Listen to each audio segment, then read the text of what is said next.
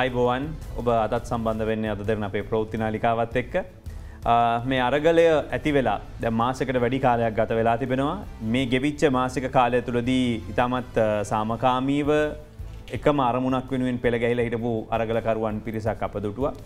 නමුත් ඉන් පස්සේ විවිධාය විධ කණ්ඩෑම් මේකට එකතුනා කියල තමයි විවිධය සඳහන් කළේ. නමුත් මේක පටන්ගත්තේ කොහෙන්ද මේක දිශානතිය මොකක්ද මේක අරමුණ මොකක්ද සහ මේවා ඉබේ පහළ උදේවල්ද.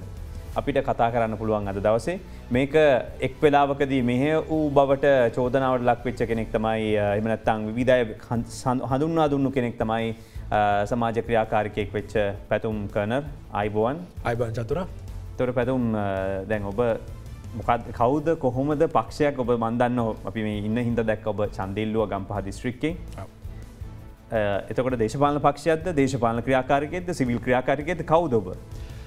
මම ලංකාවේ ඉපදිච්ච සාමාන්‍ය පුරවැසියෙක් දේශපාලනය කරන්න ඕනි කියලා මීට අවුරුදු 5කට විතර ඉඳලා ඇවිල්ලා දේශපාලනයේ ජාතික හරිත පෙරමුණ කියලා පක්ෂයක් අපි නිර්මාණය කරගත්තා ලංකාවට හරිත දේශපාලනය හඳුන්වා දෙන්න.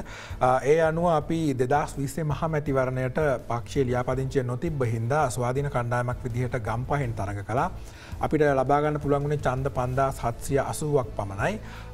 නමුත් ඉන්න අනතුරුව අපි හිතුවා අපේ සටන තියෙන්නේ ඡන්දය ජයග්‍රහණය කිරීමෙන්ම නෙමෙයි අපේ සටන තියෙන්නේ රට හරි මගට අරගෙන යන එකෙන්. ඉතින් එතෙන් පටන් දිගින් දිගටම රටේ දේශපාලන ආර්ථික සමාජීය පසුබිමත් එක්ක යම්කිසි විශ්ලේෂණයක් කරමින් රැඳී හිටියා. ජනතාව දැනුවත් කරා සංවිධානය කරා ඊළඟ ඡන්දයට සූදානම් වෙමින් හිටියා. ඒ අතරේ තමයි අපි අවබෝධ කරගත්තේ ලංකාව කියන රටේ දේශපාලන චක්‍රය නිම වෙමින් පවතිනවා කියලා. කියන්නේ සිස්ටම් එක ෆේල් වෙමින් පවතිනවා කියන එක. ඒ වගේ සිස්ටම් එකක් ෆේල් වෙන කාලයකට රටක යුද්ධ හෝ අරගල හට ගන්නවා. ඉතින් ඒ යුද්ධ හෝ අරගල කිව්වහම ලංකාවේ යුද්ධයක් ඇති වෙන පසුබිමක් නැහැ. ඒ හින්දා අපි දන්නවා අරගලයක් අනිවාර්යෙන් මේ වෙනකොට 2022 එන්න පුළුවන් කියන එක ආර්ථික විද්‍යාත්මක කියවීම අනුව හඳුනා ගන්න පුළුවන් වුණා. එහෙනම් අපිට වගකීමක් තිබුණා මේ අරගලයක් කියන එකේ ගත්තාම සමහර අරගල සන්නද්ධ අරගල බවට පත් වෙලා තියෙනවා. ඒවා බොහොම දේපල හානි වෙච්ච ජීවිත හානි වෙච්ච විශාල පරාජයන්ගෙන් ලංකාවේ ඉවර වෙලා තියෙනවා.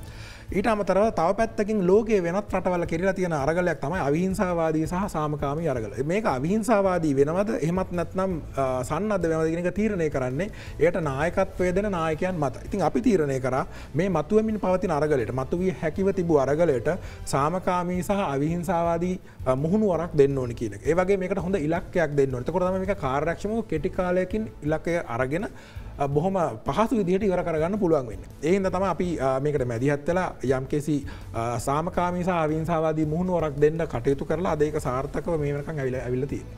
ඒ කියන්නේ අරගලය පටන් ගත්තේ ඔයගොල්ලෝද? අරගලය ඒක හරියට චතුර සුනාමියක් එනවාගේ වැඩක්. 2022 මැද වෙනකොට රට තුළ ඇතිවෙන ආර්ථික අර්බුදය හින්දා මේ අස්ථාවරත්වය ඇති වෙනවා. දේශපාලන අස්ථාවරත්වයක් එක්කන ලොකු අරගලයක් හට ගන්න බව ඒක ස්වභාවික තත්ත්වයක්. ඒක මම දකින්නේ සාමාන්‍යයෙන් ඕනම රටක දේශපාලන චක්‍රයක් බිඳ වැටෙන කාලයක් එනවා. මේක ලංකාවේකත් අවුරුදු 74ක් කරකිලා මේ බිඳ වැටෙන්න යන්නේ. ඒ බිඳ වැටෙන කාලයට අරගල එනවා. අපි කලේ ඒකට අවශ්‍ය කරන පසුබිම හදලා ඒකට අවශ්‍ය කරන අපි කියන අයිඩියොලොජි එකක් හදලා එතකොට මේ අරගලයට අවශ්‍ය කරන ඩිසයින් එක ක්‍රියේට් කරලා අරගලේ දිගින් දිගටම සාර්ථකත්වය කරා යන්න පුළුවන් වෙන අවිහිංසාවාදී සාමකාමී මුහුණුවර හදලා ඒකට දුන්න එක තමයි අපේ කණ්ඩායමේ වගකීම උනේ. කණ්ඩායම කිව්වම කොච්චරක් ඉන්නවද ඔබත් එක්ක? අපි මේක ආරම්භ කරනකොට 10ක 15ක විතර බොහොම කුඩා තරුණයන් පිරිසක් ඒ අතරින් මම උන්ට නායකත්වය ලබා දුන්නා. ඒ නායකත්වය සහ අපේ කණ්ඩායමේ විවිධ කට්ටියට වෙනම වගකීම් තිබුණා. ඒවා නිසි පරිදි ඉටු කරපු හින්දා තමයි අද මේ තත්ත්වය දකින්න පුළුවන් වෙලා තියෙන්නේ. ඒ කියන්නේ දැන් මෙහෙම කිව්වොත් දැන් ගෝ හෝම් ගෝට කියන ටැග්ලයින් එක හදන්නේ ඔබ කියලා කිව්වා. ඔව්. එතකොට දැන් මේක ඔබ 2021 හදලා තිබ්බේ. හැෂ්ටැග් එක හදන්නේ 2021 දෙසැම්බර් 31 වෙනිදා. නමුත් අපි අරගලය ගැන කතා කිරීම 2017 වගේ කාලයක පටන් කරගෙන ආපු බව ඔබට අදත් සමාජ මාධ්‍ය ජාල තුළ මගේ Facebook ගිණුමේ බලන්න පුළුවන්. අපි මතවාදය දිගින් දිගටම හදාගෙනාව මේ අද සිදුවන අරගලය 2021 අගෝස්තු මාසයේ පටන් අපි දිගින් දිගටම කතා කළා. දෙසැම්බර් වෙනකොට මේක එමින් පවතින බව අපිට කියව ගන්න පුළුවන්. මොකද මේක ආර්ථික අර්බුදය විසින් නැති කරන අරගලයක්. එහෙනම් ආර්ථික අර්බුදය කියවා ගන්න පුළුවන් නම් රටේ ආර්ථිකය ප්‍රක්ෂේපණය කරගන්න පුළුවන් නම් මේ කාලෙට මෙන්න මේ දේවල් සිද්ධ වෙනවා කියලා. එතකොට අපි දන්නවා මිනිස්සු මේ වෙනකොට අරගලයකට සූදානම් වෙනවා කියලා. අන්න ඒ කියවීම අනුව තමයි අපි දෙසැම්බර් 31 හැෂ්ටැග් එක හදන්නේ. හැෂ්ටැග් එක හදන්න හේතුව ලෝකයේ විවිධ කාලයන් වල අරගලයන් හටගෙන තියෙනවා. මේ අරගලයන් වල විශේෂම කාරණය තමයි මිනිස්සුන්ට කෝඩිනේට් වෙන්න, කොලැබොරේට් වෙන්න, එක තැනකට එකතු වෙන්න, පොදු විශ්වාසයක් ගොඩනගන්න. මේ විශ්වාසයක් එක්ක තමයි මිනිස්සු ගොඩනගන්නේ.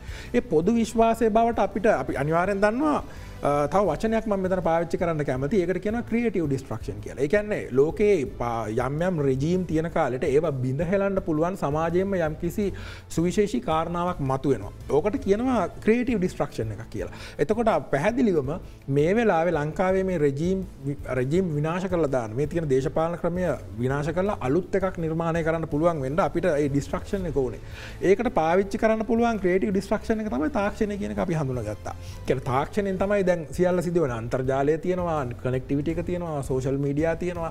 ඒවා හරහා තමයි මිනිස්සුන්ට කොලැබොරේට් කරන්න, මිනිස්සුන් එකම තැනකට එන්න පුළුවන් හැකියාව තියෙන්නේ. ඉතින් මේ ක්‍රියේටිව් ඩිස්ට්‍රක්ෂන් එක විදිහට ටෙක්නොලොජි එක ගත්තාම මිනිස්සුන් එකතු කරන්න පුළුවන් උපකරණය හැෂ්ටැග් එක බව අපි හඳුනාගත්තා. ඒකට විශේෂයෙන් අරාබි වසන්තය කියන මොඩල් එක පාවිච්චි කරන ප්‍රධාන හැෂ්ටැග් ලෝකෙට ආවේ 2007 ඉඳලා. අරාබි වසන්තයේ 2010 11 12න් පස්සේ ඒ කාලේ හැෂ්ටැග් පාවිච්චි කරන්න ගත්තා, විශේෂයෙන් ඊජිප්තුව සහ ටියුනීසියාව ආශ්‍රිතව. එතකොට මේ මොඩල් එක තමයි මෙතනදී යූස් කරන්න ගත්තේ. අර ස්මෝල් ඇක්ට්ස් ඔෆ් රෙසිස්ටන්ස් කියන ග්‍රන්ථයේ කාරණා ටික ලියලා තියෙනවා පැහැදිලිවම. ඒ අනුව තමයි මේ අරගලේ ඩිසයින් වෙන්නේ. හැෂ්ටැග් කැම්පේන් එකක් කරා මිනිස්සුන්ව කොලැබොරේට් කරලා එකතු කරලා ඊට පස්සේ ස්මෝල් ඇක්ට්ස් ඔෆ් රෙසිස්ටන්ස් මිනිසුන්ගේ බය නැති කරලා, මිනිසුන්ට යම්කිසි සූදානමක් දීලා, පෙරහුරුවක් දීලා, මිනිසුන්ට එකිනෙකාට අපිත් මේක කරනවා, ඔයගොල්ලොත් මේකට එන්න වගේ අදහසක් සමාජගත කරලා මේක මාස 4ක් විතර තිස්සේ හිමීට ගොඩනගපු තත්ත්වයක් තමයි අප්‍රේල් 3 වෙනිදා අපිටත් අල්ලන්න බැරි සීමාවෙන් එහාට පුපුරා යන්නේ. ඒ කියන්නේ දැන් ඉස්සෙල්ලම දැන් මේ තියෙන පාලනය. ඔව්. ඒතර මිලිටරි නායකයෙක් ඉන්නේ. ඔව්. බෑග්ග්‍රවුන්ඩ් එක එතන. ඔව්. එතකොට අනිත් පිරිස හැඳිලා තියෙන්නේ එහෙම. ඔව්. තොට ආණ්ඩුව බලයට පත්වෙන්නේ සමහට ජෙනරල නම දෙනෙක් ඇති මේ ආණ්ඩු කරන්න පුළුවන් කියන මට්ටමක. එතකොට 3/2 බලයක් තිබෙන්නේ. 69 ලක්ෂක ඡන්දයක් දීලා තියෙන්නේ. එතකොට ආණ්ඩුව කියනක බොහොම සන්නද්ධයි. ඒ කියන වෙලාවේ ජනතාවට බය නැතුව ඇවිල්ලා කතා කරන්න කියන ඒ උද්‍යෝගය දුන්නේ ඔබ ඇතුළු කණ්ඩායම කියලා ඔබ කියන්නේ. ඒක නිර්මාණශීලී ප්‍රවේශයකින් දුන්නා කියලා කියන්නේ. ඔව්, මේක හුදෙක් අහඹු ලෙස හටගත් අරගලයක් නෙමෙයි. ඔබ කියන්න ආකාරයේ වන් ප්‍රබල වූ රජයකට එරෙහිව ගොඩනගන අරගලයක් අහඹු ලෙස පහළ වෙන්න විදිහක් නැහැ. ඒක යම්කිසි නිර්මාණශීලී ආකාරයකට කාලයක් තිස්සේ ගොඩනගපු මේක ඇතුළට යම්කිසි අපි කියන අයිඩියොලොජි එකක් දාලා තියෙනවා. ඒක අනුව තමයි මේක සාර්ථකත්වයට කරා අරගෙන. ඒ කියන්නේ සම්පූර්ණයෙන්ම මේක සෝෂල් මීඩියා බේස් වෙච්ච විදිහට. ඒ කියන්නේ අරාබි වසන්තේ අපි කියලා බැලුවොත් මේක ආරම්භයේ ඉඳලා බලනකොට එතනදී සමාජයේ සූදානමක් තිබුණා වෙනසක් ඕන කියලා හිතුවා. හැබැයි තාක්ෂණය පෙරගමන්කරු විදිහට ඇවිල්ලා තිබුණා. නමුත් දැන් අපේ රටේ ගත්තොතින් ඇක්ටිව් යූසර්ස්ලා ගත්තම අපේ ඉන්න අන්තර්ජාලය පාවිච්චි කරන පිරිසයි වගේම Facebook පාවිච්චි කරන ප්‍රමාණය ඉතා ජනගහනයට සාපේක්ෂව තවමත් භාගයක්වත් නැති තත්ත්වයක ඉන්නේ. එහෙම වෙද්දී ඔබ කියන්නේ කොහොමද මේක තාක්ෂණයෙන් බලගන්නවා කියලා? එහෙම ගෙනාවා කියලා වුණ සන්නද්ධ කරා කියලා. චතුරම මුලින් කිව්වා ඔබට මේක සුනාමියක් වගේ. අරගලය කියන එක ආර්ථික අර්බුදය මගින් නිර්මාණය කරපු දෙයක්. ඒක එමින් පැවතුණා. ආර්ථික අර්බුදයෙන් නිර්මාණය වෙන්නේ. අපි ඒක කියවා ගත්තා. අපිට ඒකට අවශ්‍ය වුණා ජනතාව මෙහෙවා ගන්න. එතකොට අපිට බෑ සාමාන්‍යයෙන් මේ ස්ටේජ් එක හම්බෙන්නේ නැහැ මට ඔය වැඩේට. අද හම්බුණාට. මට තියෙන සමාජ මාධ්‍ය ජාල කියන ආයුධය විතරයි. එතකොට මම ඒක පාවිච්චි කරනවා. එහෙනම් මම මගේ ටාගට් ඔඩියන්ස් එක කරගත්තේ මධ්‍යම පාන්තික උගත් තාරුණ්‍යය. එතකොට මම ටාගට් ඔඩියන්ස් එකට තමයි මගේ කන්ටෙන්ට් ඩිලිවර් කරේ. ඔවුන්ව තමයි මම සන්නද්ධ කළේ. ඔවුන්ව තමයි මම දැනුවත් කළේ. ඉතින් ඒ අනුව ඔවුන් බලගැන්වීමක් තමයි මෙතනදී අනිවාර්යෙන් සිද්ධ වුණේ. ඒ අනුව මේ අපි කරගෙන ආපු වැඩසටහනට විශේෂයෙන් මේකට තැන දුන්නේ රජයේ ක්‍රියාමාර්ගයන්. ඔවුන් ඔබට මතක නම් මාර්තු මාසේ මැද වෙනකොට මේ ගෝහෝම් ගෝටා 2022 කියන හැෂ්ටැග් එක ට්‍රෙන්ඩ් වෙන්න පටන් ගත්තාට පස්සේ ආණ්ඩුවේ සමාජ මාධ්‍ය ජාල ක්‍රියාකාරීන් ඒකට රියැක්ට් කරන්න ගත්තා. ඒකට ප්‍රතිචාර දැක්වුවා. ඔවුන් හැදුවා we want ගෝටා කියලා එකක්. ඒක අනුව මේක අපේ සමාජ මාධ්‍ය ජාලා කැම්පේන් එක රජය විසින් හඳුන්වා ගැනීමකට ලක් කරා මේක තමයි අපේ ප්‍රතිවාදියා කියලා. නැත්තම් ඔබ දකිනවා මාර්තු මාසේ මැද වෙනකොට ජාතික ජනබලවේගෙනුත් ලොකු ප්‍රොටෙස්ට් එකක් කරා. හැබැයි ඒගොල්ලෝ නෙමෙයි උත්තේජනය දුන්නේ. ඒ කියන්නේ දැන් මට මතක විදිහට ජාතික ජනබලවේගයකට ඉස්සෙල්ලා මේක ඇත සජිත් ප්‍රේමදාස සජබේ කණ්ඩායම තමයි ඇවිල්ලි ඉවරලා ගෝහෝම් ගෝට කියන එක මේක කැම්පේන් එකක්. ඒ කියන්නේ ඒගොල්ලෝ තමයි ඇත්තටම මේක පිළිගැනීමට ලක් කළා. ඒගොල්ලෝ තමයි ඕගොල්ලන්ට ඕන කරන අවශ්‍ය ශක්තිය ගොඩනගලා දුන්නේ. ඒගොල්ලොත් පාවිච්චි කරේ අර අපි ගොඩනගපු ට්‍රෙන්ඩ් එක. අපි ගෝහෝම් ගෝට 2022 කියන නමුත් කවුරුත් ඒ වෙනකන් ගෝහෝම් ගෝට කියලා තිබ්බේ නෑනේ. කව එක කියන්න බය අරබ කිව්වාකාරයටම සමාජයේ බයක් තියෙනවා. ප්‍රබලත්වයක් තියෙනවා. 3-2 කාණ්ඩුවක් 20 වෙනි සංශෝධනය මිලිටරි පාලනයක්. ඒ ඔක්කොම එක මිනිසුන්ට බය තියෙනවානේ. ඒ බය නැති කරලා මේක ට්‍රෙන්ඩ් වෙන්න ගත්තට පස්සේ තමයි මාර්තු අපි දෙසැම්බර් ඉඳලා පටන් අරගෙන මේක ට්‍රෙන්ඩ් කරන්න ගත්තේ. මාර්තු මැද මුල ආසන්නයේ තමයි සජබ මේක පික් කරගන්නේ. සජබ පික් කරගත්තාට පස්සේ ඒගොල්ලන්ගේ ලොකු ඔඩියන්ස් එකක් මේකට එකතු වෙනවා. ඒකත් හෑෂ්ටැග් එක තව ටිකක් අර හිමීට ඇවිදා විදිහට මේක දුවන්න පටන් ගන්න තත්ත්වයක් එකකින් ඇති වෙනවා. හැබැයි මේකට හොඳම ගෞරවය දුන්නේ රජයේ සමාජ මාධ්‍ය ජාල විසින් මේක වීවෝන් ගෝට කැම්පේන් එකකින් අපේව තෝරගත්තා මේගොල්ල තමයි ඇන්ටි කැම්පේන් එක කියලා. එතකොට අපි ප්‍රතිවාදියෙක් හඳුනන දැන් මෙච්චර කල් සමගි ජන බලවේගයේ ප්‍රතිවාදියෙක් විදියට ලොකු ප්‍රතිවාදියෙක් උනේ නැහැ. ජාතික ජන බලවේගයේ ප්‍රබල ප්‍රතිවාදියෙක් උනේ නැහැ. හැබැයි ඒ ඔක්කොම එක තැනකට ගේන්න පුළුවන් ප්‍රතිවාදියෙක් නිර්මාණය වෙලා තිබුණා. උන්නේ හඳුනා ගැනීම අපිට ලබා දුන්නා. ඒක තමයි මේකේ තිබ්බ පළවෙනිම සාර්ථකත්වය පටන් ගත්ත තැන. මෙහෙම මම කියනවා. දැන් අයිඩියොලොජි එක තියෙන්න පුළුවන්. ඔව්. එතකොට දැන් මේක මම සම කරන්නේ නෑ. නමුත් ඔබ කියපු කතාවත් එක්ක මම මේ උපුටා දැකීම කරන්නේ. ඔබ කියනවා උගත් මධ්‍යම පාන්තික තරුණ පිරිස මා ඔවුන්ට උත්ප්‍රේරණයක් දුන්නා කියන එක සහ ඒ පිරිස එකතු කරා කියන එක. ඔව්. එහෙම කිව්වනේ දැන් ඉස්සෙල්ලා. ඔව්. එතකොට මේකම තමයි සහරාන්ගේ කණ්ඩායම කරන්නේ. මේක තමයි IS එකේ කට්ටිය කරන්නේ. ඒ කියන්නේ ඒගොල්ලෝ අරගෙන ඉගෙනගත්ත පිරිසට එන්න කියලා කිව්වා ස්ලමික් ස්ටේට් එකක් හදන්න. මේක මම ජාතිවාදී කෝණයට ගෙනියන්නේ නැහැ කොහෙවත්. මම කියලා කියන්නේ. හැබැයි මෙතනත් ඉගෙනගත්ත පිරිස තමයි එකතු වුණේ. ඔව්. ඒ වගේම දැන් ඔබත් ඒ ඉගෙනගත්ත පිරිස එක තැනකට ගෙනත් තියෙනවා. එතකොට මේක හරියට නිකන් පිහිතුඩක් උඩ ඉන්නවා වගේ. ඒක මෙහෙම වෙන්නත් පුළුවන් මෙහෙම වෙන්නත් පුළුවන්. ඔබ කියනවා 30 වෙනිදා අපි ගෙනාපු එක අනික් පැත්තට ගෙනිච්චා කියලා. ගෙන ගියා කියලා. ඒ කියන්නේ මෙතන අයිඩියොලොජි එක හරියට සමාජගත වුණේ නෑ නේද? එහෙම නැත්නම් ඒ පිරිස ඔබ හරියට හැසිරෙන්නේ නෑ නේද? ඔබ මේ මූමන්ට් එක සහරාන්ලා සහ IS එකක සම්බන්ධ කරන එක බොහොම වැරදි චතුර. ඒකට හේතුව ඔවුන් මේක දිගින් දිගටම අරගෙන යන සමාජයේ වැරදි පැත්තකට. ඔවුන් අවිහිංසාව තෝරගෙන තියෙනවා. ඔවුන් සමාවෙන්න ඔවුන් හිංසාව තෝරගෙන තියෙනවා. ඔවුන් අරගලය කියන එක නෙමෙයි තෝරන් තියෙනවා. ඔවුන් සන්නද්ධ වීම සහ සටන් කිරීම.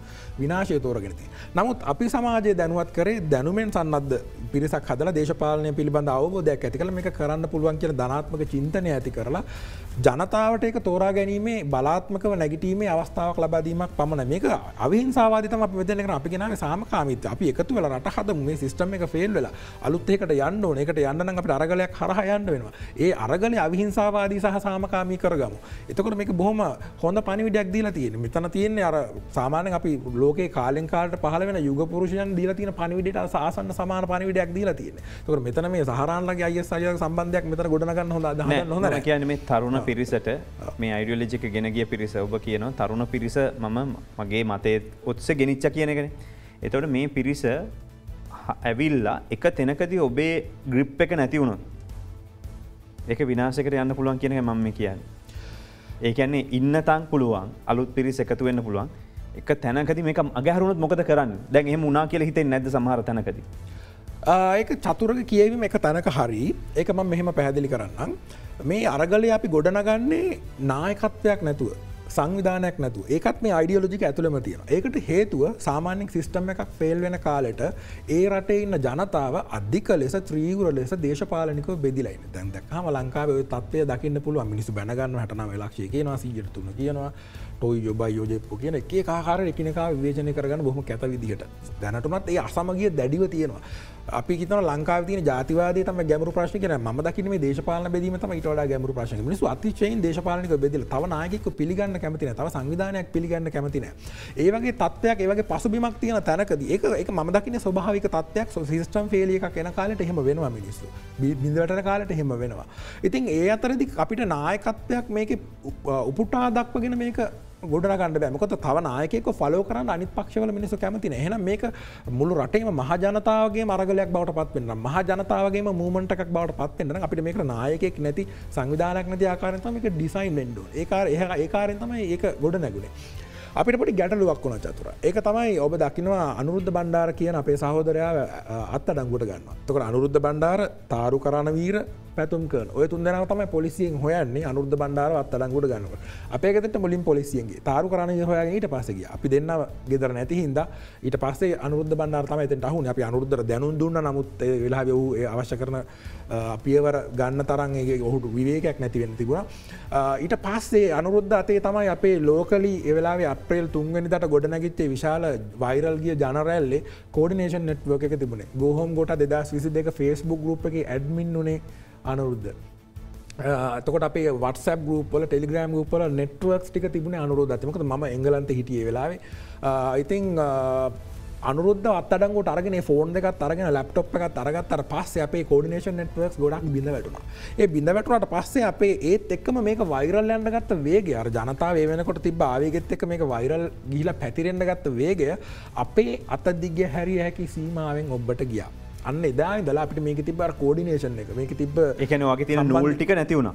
නූල් ටික නැති වුණා හරියට හරි. එතකොට එදා ඉඳලා මේක හැබෑ ජනාරගලයක් බවට පත් වුණා. ඒ කියන්නේ මේක නායකයෙක් නැහැ. මේකේ සංවිධානයක් නෑ මේක ඇතුළේ පක්ෂයක් නෑ මේක ඇතුළේ කවුරුත් අන දෙන්නේ නෑ හැබැයි මේක හැබෑ ජනාරගලයක් බවට ඒ වෙනකොට පත් වෙලා තිබුණා. ඒක තමයි ඔබ දකින්නේ මේක අර මේක ඇතුළේ තාමත් නායකයෙක් නැති තාමත් පක්ෂයක් නැති අසංවිධිතයි කියන තත්ත්වය යටතේ තාම අරගලය හැබැයි මේක සාර්ථකව ක්‍රියාත්මක වෙන්නේ යන්නේ කාරණාව හින්දා. මෙහෙම කිව්වොත් එතකොට දැන් ඔය පළවෙනි කණ්ඩායම එකතු කිරීම එහෙම නැත්නම් අනුරුද්ධ බණ්ඩාර අත්අඩංගුවට පත්වීම ඔබ කියන Facebook ඇඩ්මින් බවට ඔහු පත්වීම කියන කාරණේ පොඩ්ඩක් ආපස්සට ගිහිල්ලා බැලුවොත් ඔයගොල්ලෝ මුලින් හදලා තිබ්බේ WhatsApp group. ඔව්. කීයක් තිබ්බද එතකොට? WhatsApp group ඔක දිස්ත්‍රික්ක වශයෙන් සංවිධානය වෙන තිබ්බේ. දිස්ත්‍රික්කයකට එක ගාන වගේ නිර්මාණය වුණා. එතකොට ඒ දිස්ත්‍රික්කයට එක ගානේ හදපු එකේ මා හිතන විදිහට ඉඩමදි වුණා කියලා වෙරලා ඔයගොල්ලන්ට තව පිරිස අලුත එකතු කරගන්න. ඒක පැය 24ක්වත් ගියේ නැහැ WhatsApp group එක පිරුණා. ඊට පස්සේ Telegram groups ආවා. ඒවා දහස් ගාණක් එකතු වෙන්න. දැන් කොච්චරක් විතර එහෙම groups කීයක් තියෙනවද එකතු වෙලා ඉන්නවද මේකේ? ඒවා දැන් පස්සේ coordination සම්පූර්ණයෙන් නැති වුණා. අනුරුද්ධ බණ්ඩාරගේ phones ටික නැති ගත් පොලිසිය ගත්තාට පස්සේ. ඒක දැන් කවුරුත් මේක handle කරන්නේ නැද්ද? දැන් මේක ඇතුලේ කිසිම coordination එකක් දැන් නැහැ. ඒකට ඔයගොල්ලෝ අලුත් group එකක් හැදුවෙත් නැහැ. අලුත් ගරුප් එකක් හදන්න ඒ වෙලාවේ අත්අඩංගුවට ගැනීමත් එක්ක අපහසු වුණා. ඊට පස්සේ මේක ඇතුළට වෙන වෙන දේශපාලන කණ්ඩායම් ප්ලේස් වෙන්න ගත්තා. Go Home Gota 2022 අනුරුද්ධ විසින් හදපු Facebook group එක අපි අයින් කරාට පස්සේ තව එකක් ඒ වගේ මතුවුණා. ජනතාව ඒකට රැස් වෙන්න ගත්තා. ඒකේ කන්ට්‍රෝල් එක අපේ ළඟ තිබ්බේ නැහැ. ඊට අමතරව වෙන වෙන පක්ෂවලින් මේකට පොසිෂන් වුණා. ඔබ දන්නවනේ අරගලේ පටන් ගන්නකොටම සියලුම පක්ෂවලින් මීඩියා ස්ටේට්මන්ට් දුන්නා මේක ඒගොල්ලන්ට සම්බන්ධ නැහැ රබර් මුද්‍රා තියන්නේ නැහැ ආදී වශයෙන්. නමුත් ඊට පස්සේ මේගොල්ලන්ට තේරුණා මේක අනිවාර්යෙන් ඉස්සරහට යන වැඩක් කියලා. එතකොට ඒගොල්ලෝ මේකට අවිලා පොසිෂන් වෙන්න ගත්තා. එතකොට ඒගොල්ලෝ පාක්ෂික ආකාරයෙන් මේක ඇතුලේ සංවිධානය වීම පටන් ගන්න ගත්තා. ඒත් එක්කම අපි බොහොම තරුණයෝ 10ක් 15ක් විතර ඉන්න පොඩි කණ්ඩායමක්. අපි සංවිධානය වෙච්ච ලොකු පක්ෂයක් නෙමෙයි. අපිට ෆන්ඩ්ස් කොහෙන්වත් එන්නේ නැහැ. අපි හම්බ කරන ගෙම චුට්ටක් වේදම් කරගෙන මේ වැඩ කරන්නේ. ඉතින් එතකොට අපිට තියෙන ශක්තිය අරවත් එක්ක හැප්පෙන්න බොහොම සීමා සහිතයි. හැබැයි කොච්චර සීමා සහිත වුණත් මේක ඇතුලේ අයිඩියොලොජි එකේ මේකේ නිර්මාණයේ මේකේ ඩිසයින් එකේ තිබුණ දේ නායකත්වයක් නැති සංවිධානයක් නැති අවිහිංසාවාදී සාමකාමීත්වයේ ඒ ඩිසයින් එක ආරක්ෂා වෙලා දිගින් දිගටම අද වෙනකන් ඇවිල්ලා තියෙනවා. ආණ්ඩුවෙන් ඒක කඩපු අවස්ථා 3 ඇරුණුකොට. අපි තවදුරටත් මේක කතා කරන්න පුළුවන්. ඉතින් මේක ඇත්තටම එකපාරට පේන්නේ නැති වෙන්න පුළුවන්. හැබැයි මේ පිටුපස්සේ හිටපු කණ්ඩායමක් ඉන්නවා. මේක නිකන් එකපාරට මතුණා නෙවෙයි කියන එක ඔබට පැහැදිලි. ඉතින් ඒ අනුව ඔවුන් ඒ වෙනුවෙන් වැඩ කරලා තියෙනවා. ඒ අනුව තමයි මේ අරගලය ඉදිරියට ඇවිල්ලා තියෙන්නේ. අද හැබැයි ඔවුන්ට එහෙම ඇගීමක් නොවෙන්න පුළුවන්. සමහර විට ඔවුන් දන්නේ නැති වෙන්න පුළුවන්. නමුත් ඔවුන් ඒ පිටුපස්සේ ඉඳලා තියෙනවා කියන එක පැහැදිලි වෙනවා. මේ ක්‍රමය වෙනස් කරන්න යම් කිසි පිරිසක් මැදිහත් වූ බව. මේක සාධනීයව හොඳ දෙයක්. සහායකේ වෙනස්කම් ඇති වෙලා තියෙනවා. ආණ්ඩුවේ අගමැතිවරයා ඉවත් වෙලා තියෙනවා. මන්ත්‍රීවරු බය වෙලා තියෙනවා. මේ ක්‍රමයේ අවුලක් තියෙනවා කියන එක දැන් පිළි අරගෙන තියෙනවා. මට ප්‍රශ්න කීපයකට යන්න වෙනවා. ඒතකොට ඔබ පෙර සඳහන් කළා මම ලන්ඩනයේ හිටියේ කියලා ඒ අවස්ථාවේ එංගලන්තේ හිටියේ කියලා. එතකොට දැන් එංගලන්තේ හිටව මිනිස්සෙකුට පුළුවන් කියලා ඔප්පු කරනවා කොළඹ ඉන්න සහ ලංකාවේ ඉන්න පිරිස සම්පූර්ණයෙන්ම ඒ කියන්නේ අදාළ අරගලේ මතවාදීන පිරිස හසුරවන්න. ඔබ නායකත්වය ගත්ත කියන්නේ ඒකනේ. අපි බාරගමුකෝ ඒක මේ වෙලාවේ. එතකොට දැන් ඔබට කියනවා දැන් ඔබ මිරිහානි සිද්ධිය ඇති වෙනකොට ඔබ ඉන්නේ එංගලන්තේ. එතකොට ඔබ මේ අරගලයට සක්‍රීය දායකත්වයක් ඒ අවස්ථාවේ දුන්න කියලා පේන්නේ නැහැ. ඔබ ලංකාවට එන්න කියලා කියනවා. එතකොට ඔබ කියනවා නෑ මාව අත්අඩංගුවට ගන්න ඉන්නවා මේ අවස්ථාවේදී එන්න බෑ කියලා. ඊට පස්සේ ඔබ Facebook වීඩියෝ එකක් දාලා කිව්වා අත්අඩංගුවට පත් වෙන්න උනත් සූදානම් මම මේ අවස්ථාවේ ලංකාවට එනවා කියලා. එතකොට ඔබ එනවනේ. එතට ඔබ ආවට ඔබට හිතන තරන් එම ප්‍රතිරෝධයක් කෙල්ල වෙන්න නෑ ඔබත් තරන් ගොඩ ගත්තෙත්න ඔබ තාමත් හොඳට ඉන්නවන කිසි ප්‍රශ්නයක් නැතුව. ඔබ අනුරුද්ධ බණ්ඩාරව උසාවියට ඉදිරිපත් කරපු බීවාර්තාව දැක්කොත් ඒ බීවාර්තාව පැහැදිලිව තියෙනවා. ගෝහොම් ගෝටා 2022 හැෂ්ටෙක් එක නිර්මාණය කරලා රටේ ජනාධිපතිට විරුද්ධව කැරල්ලක් නිර්මාණය කිරීම යටතේ පැතුම් කර්නර් නැමත්තාට පැතුම් කර්නර් නැමත්තාට සහයවීම හින්ද තමයි අනුරුද්ධ බණ්ඩාරව අත්අඩංගුවට අරගෙන තියෙන්නේ. ඒක තමයි බීවාර්තාවේ පොලිසියේ නිගමනය. ඒක තමයි උසාවියට ඉදිරිපත් කරලා තියෙන්නේ. එතකොට අනුරුද්ධ බණ්ඩාරව අරස් කරන්න කලින් පොලිසිය අපේ ගෙදරටත් ගියා. තාරු කරන විරේ ගෙදරටත් ගියා.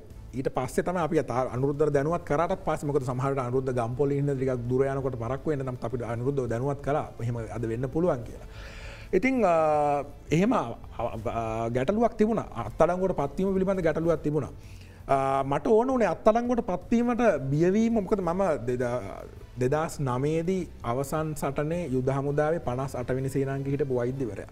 එතකොට කියන්නේ 58 කියන්නේ ශවේන්ද්‍ර සිල්වා අනදුන්නු කණ්ඩායම මේ අවස්ථාවේ මගේ ඩියු කමාන්ඩේ දවස්වල. එතකොට මම ඉතින් යුද්ධ ඉදිරි ආරක්ෂක වලල් හිටපු කෙනෙක්. ඒතකොට මට අත්අඩංගුවට පත්වීම මරණයට පත්වීම කියන බය ගැන කාටවත් චෝදනා කරන්න බෑ. මොකද මම ඒක ඔප්පු කරලා ඉවරයි.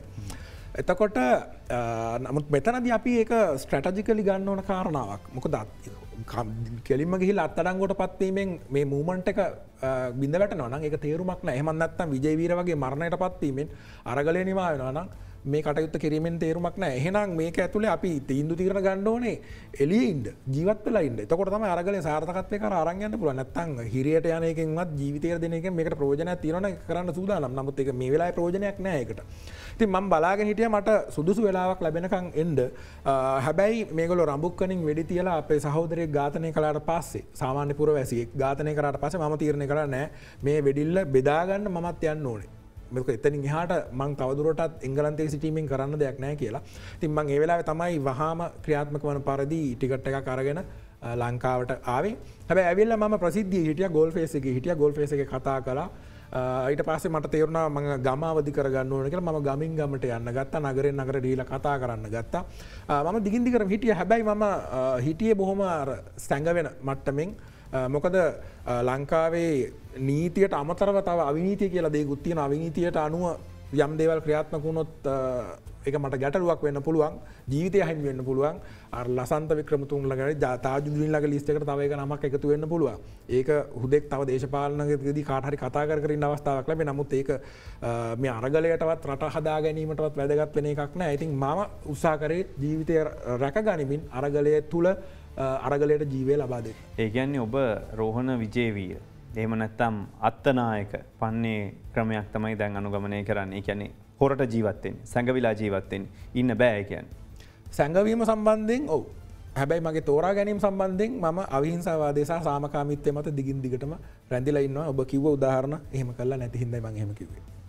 නමුත් ඔබට අරගල භූමියේ තැනක් නැති වෙනවනේ දැන්. ඒ කියන්නේ ඔබ අරගල භූමියට ගියාට පස්සේ මිරිහානේ සිද්ධියේ මුල ඉඳලා හිටපු තරුණයෙක්. ඒ කියන්නේ ඔබ අරගල භූමියට ගියාම තව කෙනෙක් ඇවිල්ලා කියනවනේ ඔබට නායකත්වය දෙන්න ඕන පැතුම් කරන තමයි නායකක. එහෙම කියන්න එපා මේක අදාළ වෙන්නේ නැහැ. අපි මිරිහානේදී ඔයා කොහෙද පැතුම් හිටියේ? ඔයා හිටියේ ලන්ඩන් වල, ඔයා හිටියේ ඉංග්ලන්ඩ් වල, ඔයා කතා කරන්න ආවේ නැහනේ. අපි තමයි මේකට මුණ දුන්නේ. ඔයාට එහෙම ප්‍රශ්නයක් නැහනේ කියලා සමාජ මාධ්‍යයේ ඒ වීඩියෝවක් සංසරණය වුණා. ඔබට අරගල භූමියේ තැනක් නැති වුණා කිව්වොත් නිවැරදිද? ඔබ දන්නවා නම් චතුර මම විශ්වාස කරනවා දැන් මේ නූතන යුගයේ ලංකාවේ ඉන්නේ හුදෙක් ශ්‍රී ලාංකීය පුරවැසියෝ නෙමෙයි. ලංකාවේ පුරවැසියෝ ලෝකයේ වටේම ඉන්නවා. දැන් අලුත් මේ ගෝලීයකරණයත් එක්ක මේ තත්ත්වයට අපි කියනවා ගෝලීය පුරවැසියෝ කියලා. ඔබ දකිනවා නම් මේක ග්ලෝබල් මූවමන්ට් එකක් බවට පත් වුණා. ලෝකයේ විවිධ රටවල ඉන්න විශාල ජනතාවක් මේත් එක්ක එළියට ආවා. ලන්ඩන් වලින් එළියට ආවා, මෙල්බර්න් වලින් එළියට ආවා. නේද? ඔබ දකින්න ඇති මාධ්‍ය තුලින්. ඒ වගේම සමහර නගරවල තනි මිනිහා ලංකාවේ ඉන්නේ. ඒ තනි මිනිහා තනි බෝඩ් එක එල්ලගෙන අපිට ෆොටෝ එපා. මේක ග්ලෝබල් මූවමන්ට් එකක් බවට පත්. මේක ගෝලීය තත්ත්වයක්. ඒකර මම එංගලන්තයට ගියේ පදිංචි වෙලා ඉන්න නෙමෙයි. මගේ බිරිඳගේ විශේෂඥ වෛද්‍ය පුහුණුවට සෞඛ්‍ය අමාත්‍යාංශයෙන් වැටුප් ලබන ගමන් ආයෙ එංගලන්තයට ආවලා තියෙනවා. ඉතින් මමත් ගියේ යත් එක්ක. ඒකට ඒක ගිහලා තාම අවුරුදු එකමාරයි මට එංගලන්තේ ඉන්න සිද්ධ වුණේ මේ අරගලය සිදුවන කාලය තුල. ඉතින් එංගලන්තයේ සිටීම නිසා මට අරගලය තුලට සහභාගී වෙන්න නොහැකි වීම ඇත්තම මට හිතින් අඩුපාඩුවක් වුණාට මම ඔබට බැරක් ඔබාමාගේ අලුත් පොතෙන් ඔබට ඒක වැකියක් කියන්නම්. එතනදී කියනවා you don't choose the time but time chooses you කියලා. ඒ කියන්නේ මේ අරගලය ආර්ථික අර්බුදය හින්දා ගොඩ නැගෙන එක. ආර්ථික අර්බුදය මම එංගලන්තේ ඉඳන් ලංකාවට එන්න කලින් හදිසි වුණාට මට හදිසියෙතෙන්ට ඒ ගන්න බැරුව ගියා. ඉතින් මටත් දරු පවුලක් ඉන්නවා. ඒගොල්ලන්ව බරක බලා ගන්න ඕනේ. ඒකට වගකීමක් තියෙනවා. දෙමව්පියෝ ඉන්නවා රකින්න. ඉතින් ඒ හින්දා මට යම්කිසි සීමාමාවක් තිබේ. හැබැයි මම මගේ වගකීම අවශ්‍ය කරන විදිහට අරගලය තුල පූර්ණ කාලීනව ලබා දීලා තියෙනවා. මම අවුරුදු 2ක් දැන් රැකියාවක් කරන්න නැහැ. පූර්ණ කාලීනව දේශපාලනය අධ්‍යයනය කරමින් ඉන්නේ. මේ දේවල් අධ්‍යයනය කරමින් ඉන්නේ. ඒ අධ්‍යයනය කිරීම වලම ප්‍රතිඵලයක් විදිහට තමයි අරගලය මේ විදිහට ඩිසයින් කරගන්න ඒ දැනුම එකතු වෙන්නේ. ගොඩාක් කියවීමක අධ්‍යයනය කිරීමක ප්‍රතිඵලයක් ඔය එළියට ඇවිල්ලා තියෙන්නේ. ඉතින් ඒක කැපකිරීමක් කරලායි මිරිහානට වෙනකන් එන්නේ. මිරිහානත් මම දකින්නේ ඒක ප්‍රීමැචුවර් ඉවෙන්ට් එකක් විදිහට. ඇත්තටම මේ අරගලය අපි බලාපොරොත්තු වෙන්නේ අප්‍රේල් 3 වෙනිදාට අර මම ඔබට කලින් කිව්වා වගේ small acts of resistance කියලා පුංචි හන්දිවල තනියෙන් මිනිස්සු හිටපු ඒ පොඩි acts ටික එක තැනකට consolidate කරලා ඊළඟ stage එකට යන්න. අපිට ඕනුන්නේ මේක mass protest එකකට මේක viral ලැබවා ගන්න අප්‍රේල් 3 වෙනිදා. අපිට ඕනේ පොඩ්ඩක් කොන්සොලිඩේට් කරගන්න. හැබැයි මේක වයිරල් ගිහිල්ලා තමයි මේක ප්‍රීමැචුවර් විදිහට මේක පත්තු වෙන්න ගත්තේ මිරිහානේ. මොකද ඒ වෙනකොට ඒක මිරිහානෙන් එහෙම පත්තු වෙන්න හේතුවත් ඒ රජය මිරිහානේදී ඒකට ප්‍රතික්‍රියා දැක්වීම. අර කලින් we won't go to campaign එක හැදුවාගේ මිරිහානේදී රජය ඒකට ප්‍රතික්‍රියා දැක්වීම තුල ඒක අපි නොසිතූ ආකාරයෙන් ජාතික මට්ටමට ඇදිලා ගියා. මම ඒක දකින්නේ ප්‍රීමැචුවර් තත්වයක් විදිහට. මොකද මේක ඉනිෂියලි අපේ කැල්කියුලේෂන්ස් වලට අනුව මැයි මාසයේ තමයි අපේ ආරමුණ තිබුණේ අරගෙන එන්න. නමුත් මේක අප්‍රේල් 3 වෙනිදා ඉඳලා ඊට පස්සේ දිගින් දිගටම ඇදිලා එන්න ගත්තා. හැබැයි මේක මැයි අපේ කියවීම අනුව මේක මැයි මාසයේ අවසන් විය යුතුයි. ඒ කියන්නේ මා යලිත් ප්‍රශ්නේ මතක් කරනවා. ඒ කියන්නේ ඔබට අරගල භූමිය තනක් නැද්ද දැන්? අරගල භූමිය තුල අරගලය තුල තියෙන ගැටලුවක් ඔබ දකිනවා නම් නායකයෙක් නැති සංවිධානයක් නැතිකම. මේ දේශපාලන පක්ෂ හැම කණ්ඩායමක් මේක ඇතුළේ ඇවිල්ලා ඉන්නවා. අපි දකින විවිධ ඕක අරගල භූමිය බොහොම අපි කියන මේක සෙග්‍රිගේටඩ් ප්ලේස් එකක්. තැන බෙදිච්ච කණ්ඩායම් සමහරු කියන 40ක් ඉන්නවා කියලා. සමහරු කියන 80ක් ඉන්නවා කියලා. ඉතින් මේ සියලු කණ්ඩායම් අතර පොදු සම්මුතියක් නැහැ. එතකොට මෙතන ඒකමනේ හොඳ මේක යන්න ඉස්සරහට. ඔව් ඒක තමයි යන්නෙත්. එතකොට මේක ඇතුලේ තියෙන මේ ගැටලුව තමයි ඊළඟට මේ ස්ටේජ් එකේදී මම බලාපොරොත්තු වුණා අරගලේ දැන් අපි ගමු මෙහෙම උදාහරණයක්. දෙරණට ගෙනාවා අරගලේ නායකයෝ කියලා යම්කිසි කණ්ඩායමක්. නායකයෝ නෙමෙයි.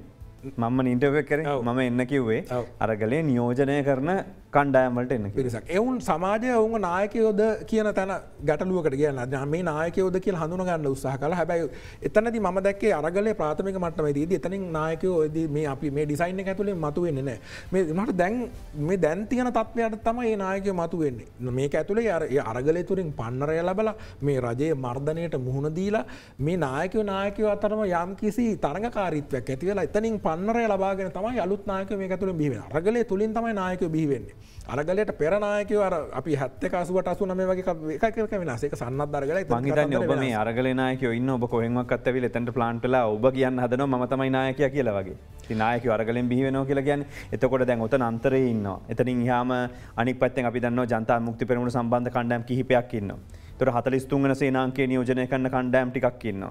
තොර සමගි ජන බලවේගයේ නියෝජනය කරන ඇතැම් පිරිස් ඉන්නවා. ඉතින් මෙතන දේශපාලන පක්ෂයකට වඩා නායකත්වයේ දරන කණ්ඩායම් ගොඩක් ඉන්නවා. හැබැයි ඒකට නායකයෝ නැහැ කියලා කියන්න බෑනේ. ඒකෙන් බිහි වෙන එකක් නැහැ කියලා. ඒ කියන්නේ ඔබ විතරක් ඉන්නවා වගේ දැන් ඔබ මෙතන කියනවා දැන් නායකයා බිහි වෙන්න යන්නේ මේ වෙලාවේ තමයි නායකයා බිහි වෙන වෙලාව කියලා.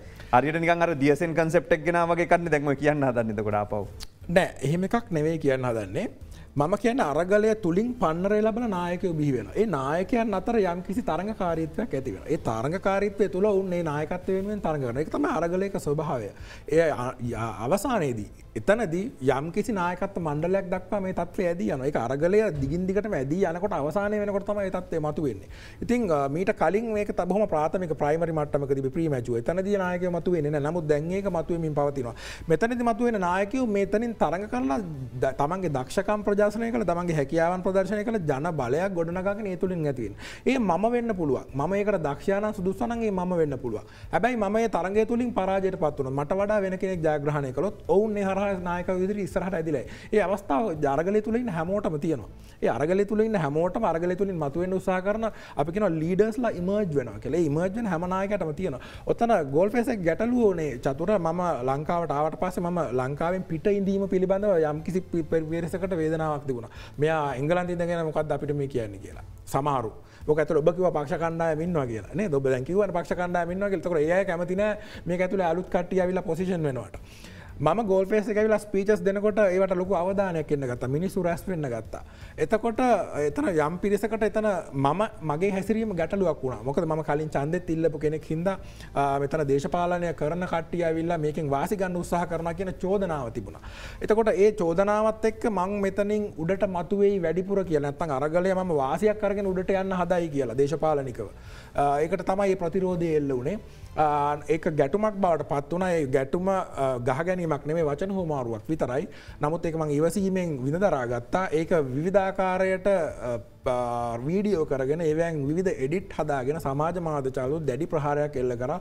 ඒ ප්‍රහාරය හින්දා මම ඇත්තටම යම් ආකාරයකට මගේ ෆලෝවින් එක අඩු වුණා. මට තිබුණ හඬ අඩු වුණා. ඔබ ඒ වෙලාවේ මොන දෙයකවත් ඔබ ඉවසගෙන හිටියයි මිනිස්සුන්ගේ හඬට කන් දුන්නේ. ඒක වැදගත් දෙයක්, වැදගත් ලක්ෂණයක් විදිහට මම නම් දකින්නේ ඇත්තටම. ඔව් මොකද මම එහෙම දේවල් බලාපොරොත්තුෙන් හිටපු හින්දායි. ඒක බලාපොරොත්තුෙන් හිටියා. ඒකට රියැක්ට් කරපුවා ඒක මම අවිහිංසාවාදී විශ්වාස කරනවා නම් මම සාමකාමීත්වය විශ්වාස කරනවා නම් ඒ මා තුළ තිබිය යුතුයි. ඒ එතනදී මම ප්‍රැක්ටිස් කරෙත් ඒ ටිකම තමයි. මම විශ්වාස කරේ ඒ වෙලාවෙත් මට කී දෙනෙක් ගහන්න ආවත් මම අතක්වත් උස්සන්නේ නැහැ, හඬක්වත් පිට කරන්නේ. මොකද මම ඒ ආදර්ශය දිය යුතුයි අවිහිංසාවාදය පිළිබඳ සහ සාමකාමීත්වය පිළිබඳ. ඒ තමයි එතනදී ක්‍රියා කරපු ආකාරයට ඒකට හේතුනේ. හැබැයි මම ඒකට පසුව පැහැදිලි කිරීමක් කරලා වීඩියෝවක් නිකුත් කළා. ඒදිත් මම කිසිම කෙනෙක්ව ඇග්‍රෙසිව් කරන්න උත්සාහ කරේ නැහැ. මොකද මේක පැහැදිලි කිරීමක් කරා මිනිසුන්ට.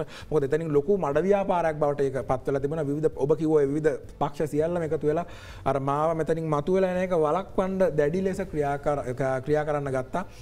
ඔවුන් සාර්ථක වුණා කියන්න පුළුවන්. මම පසුබෑමකට ලක් වුණා. මිනිස්සු මම මානසික පසුබෑමකට ලක් වුණා නෙවෙයි. නමුත් අර මිනිස්සු මං ගැන සැකෙන් බලන්න ගත්තා. අර හාමුදුරු කෙනෙක් එක ෆොටෝ එකක් අල්ලලා මේක ජාතිවාදයට සම්බන්ධ කරලා මේක අමුතු ප්ලෑනක් කියලා කතාවක් යන්න ගත්තා. ඔය ඔක්කොම මඩ ව්‍යාපාරයක්. ඒ මඩ ව්‍යාපාරය සාර්ථකයි ඔවුන්ගේ. ඔබේ සමාජ මාධ්‍ය ගිණුමේ ඔබ කියනවානේ අහවල් දේශපාලඥයා හරියන්නේ නැහැ කියනවා. ඔව්. පෙර සඳහන් කරා මෙන්න මූණු ටිකක් දාලා නම් කි වශයෙන් කිව්ව පෙර දැම්මනේ එහෙම පෝස්ට් එකක්. මේ කට්ටිය නම් නෙමේ මේ කට්ටිය තමයි උත්තරේ කියලා දැම්මනේ මුලින්ම. අගමැති විදියට එන්න ඕන. මම හිම දැම්මා. මූණු කිහිපයක් තිබුණා. දැන් ඊයේ වෙනකොට ඔබගේ සමාජ මාධ්‍ය ගිණුමේ මම අද උදෑසන බැලුවම දැක්කේ සජිත් නම් නෙමෙයි ඔප්ෂන් එක කියලා ඔබ ෆොටෝ එකක් දාලා තියෙනවා. ඔව්. එතකොට සජිත් නෙමෙයි නම් ඔප්ෂන් එක ඔබ කවුරු හරි කෙනෙක් කියලා කියන්න හදනව නේද?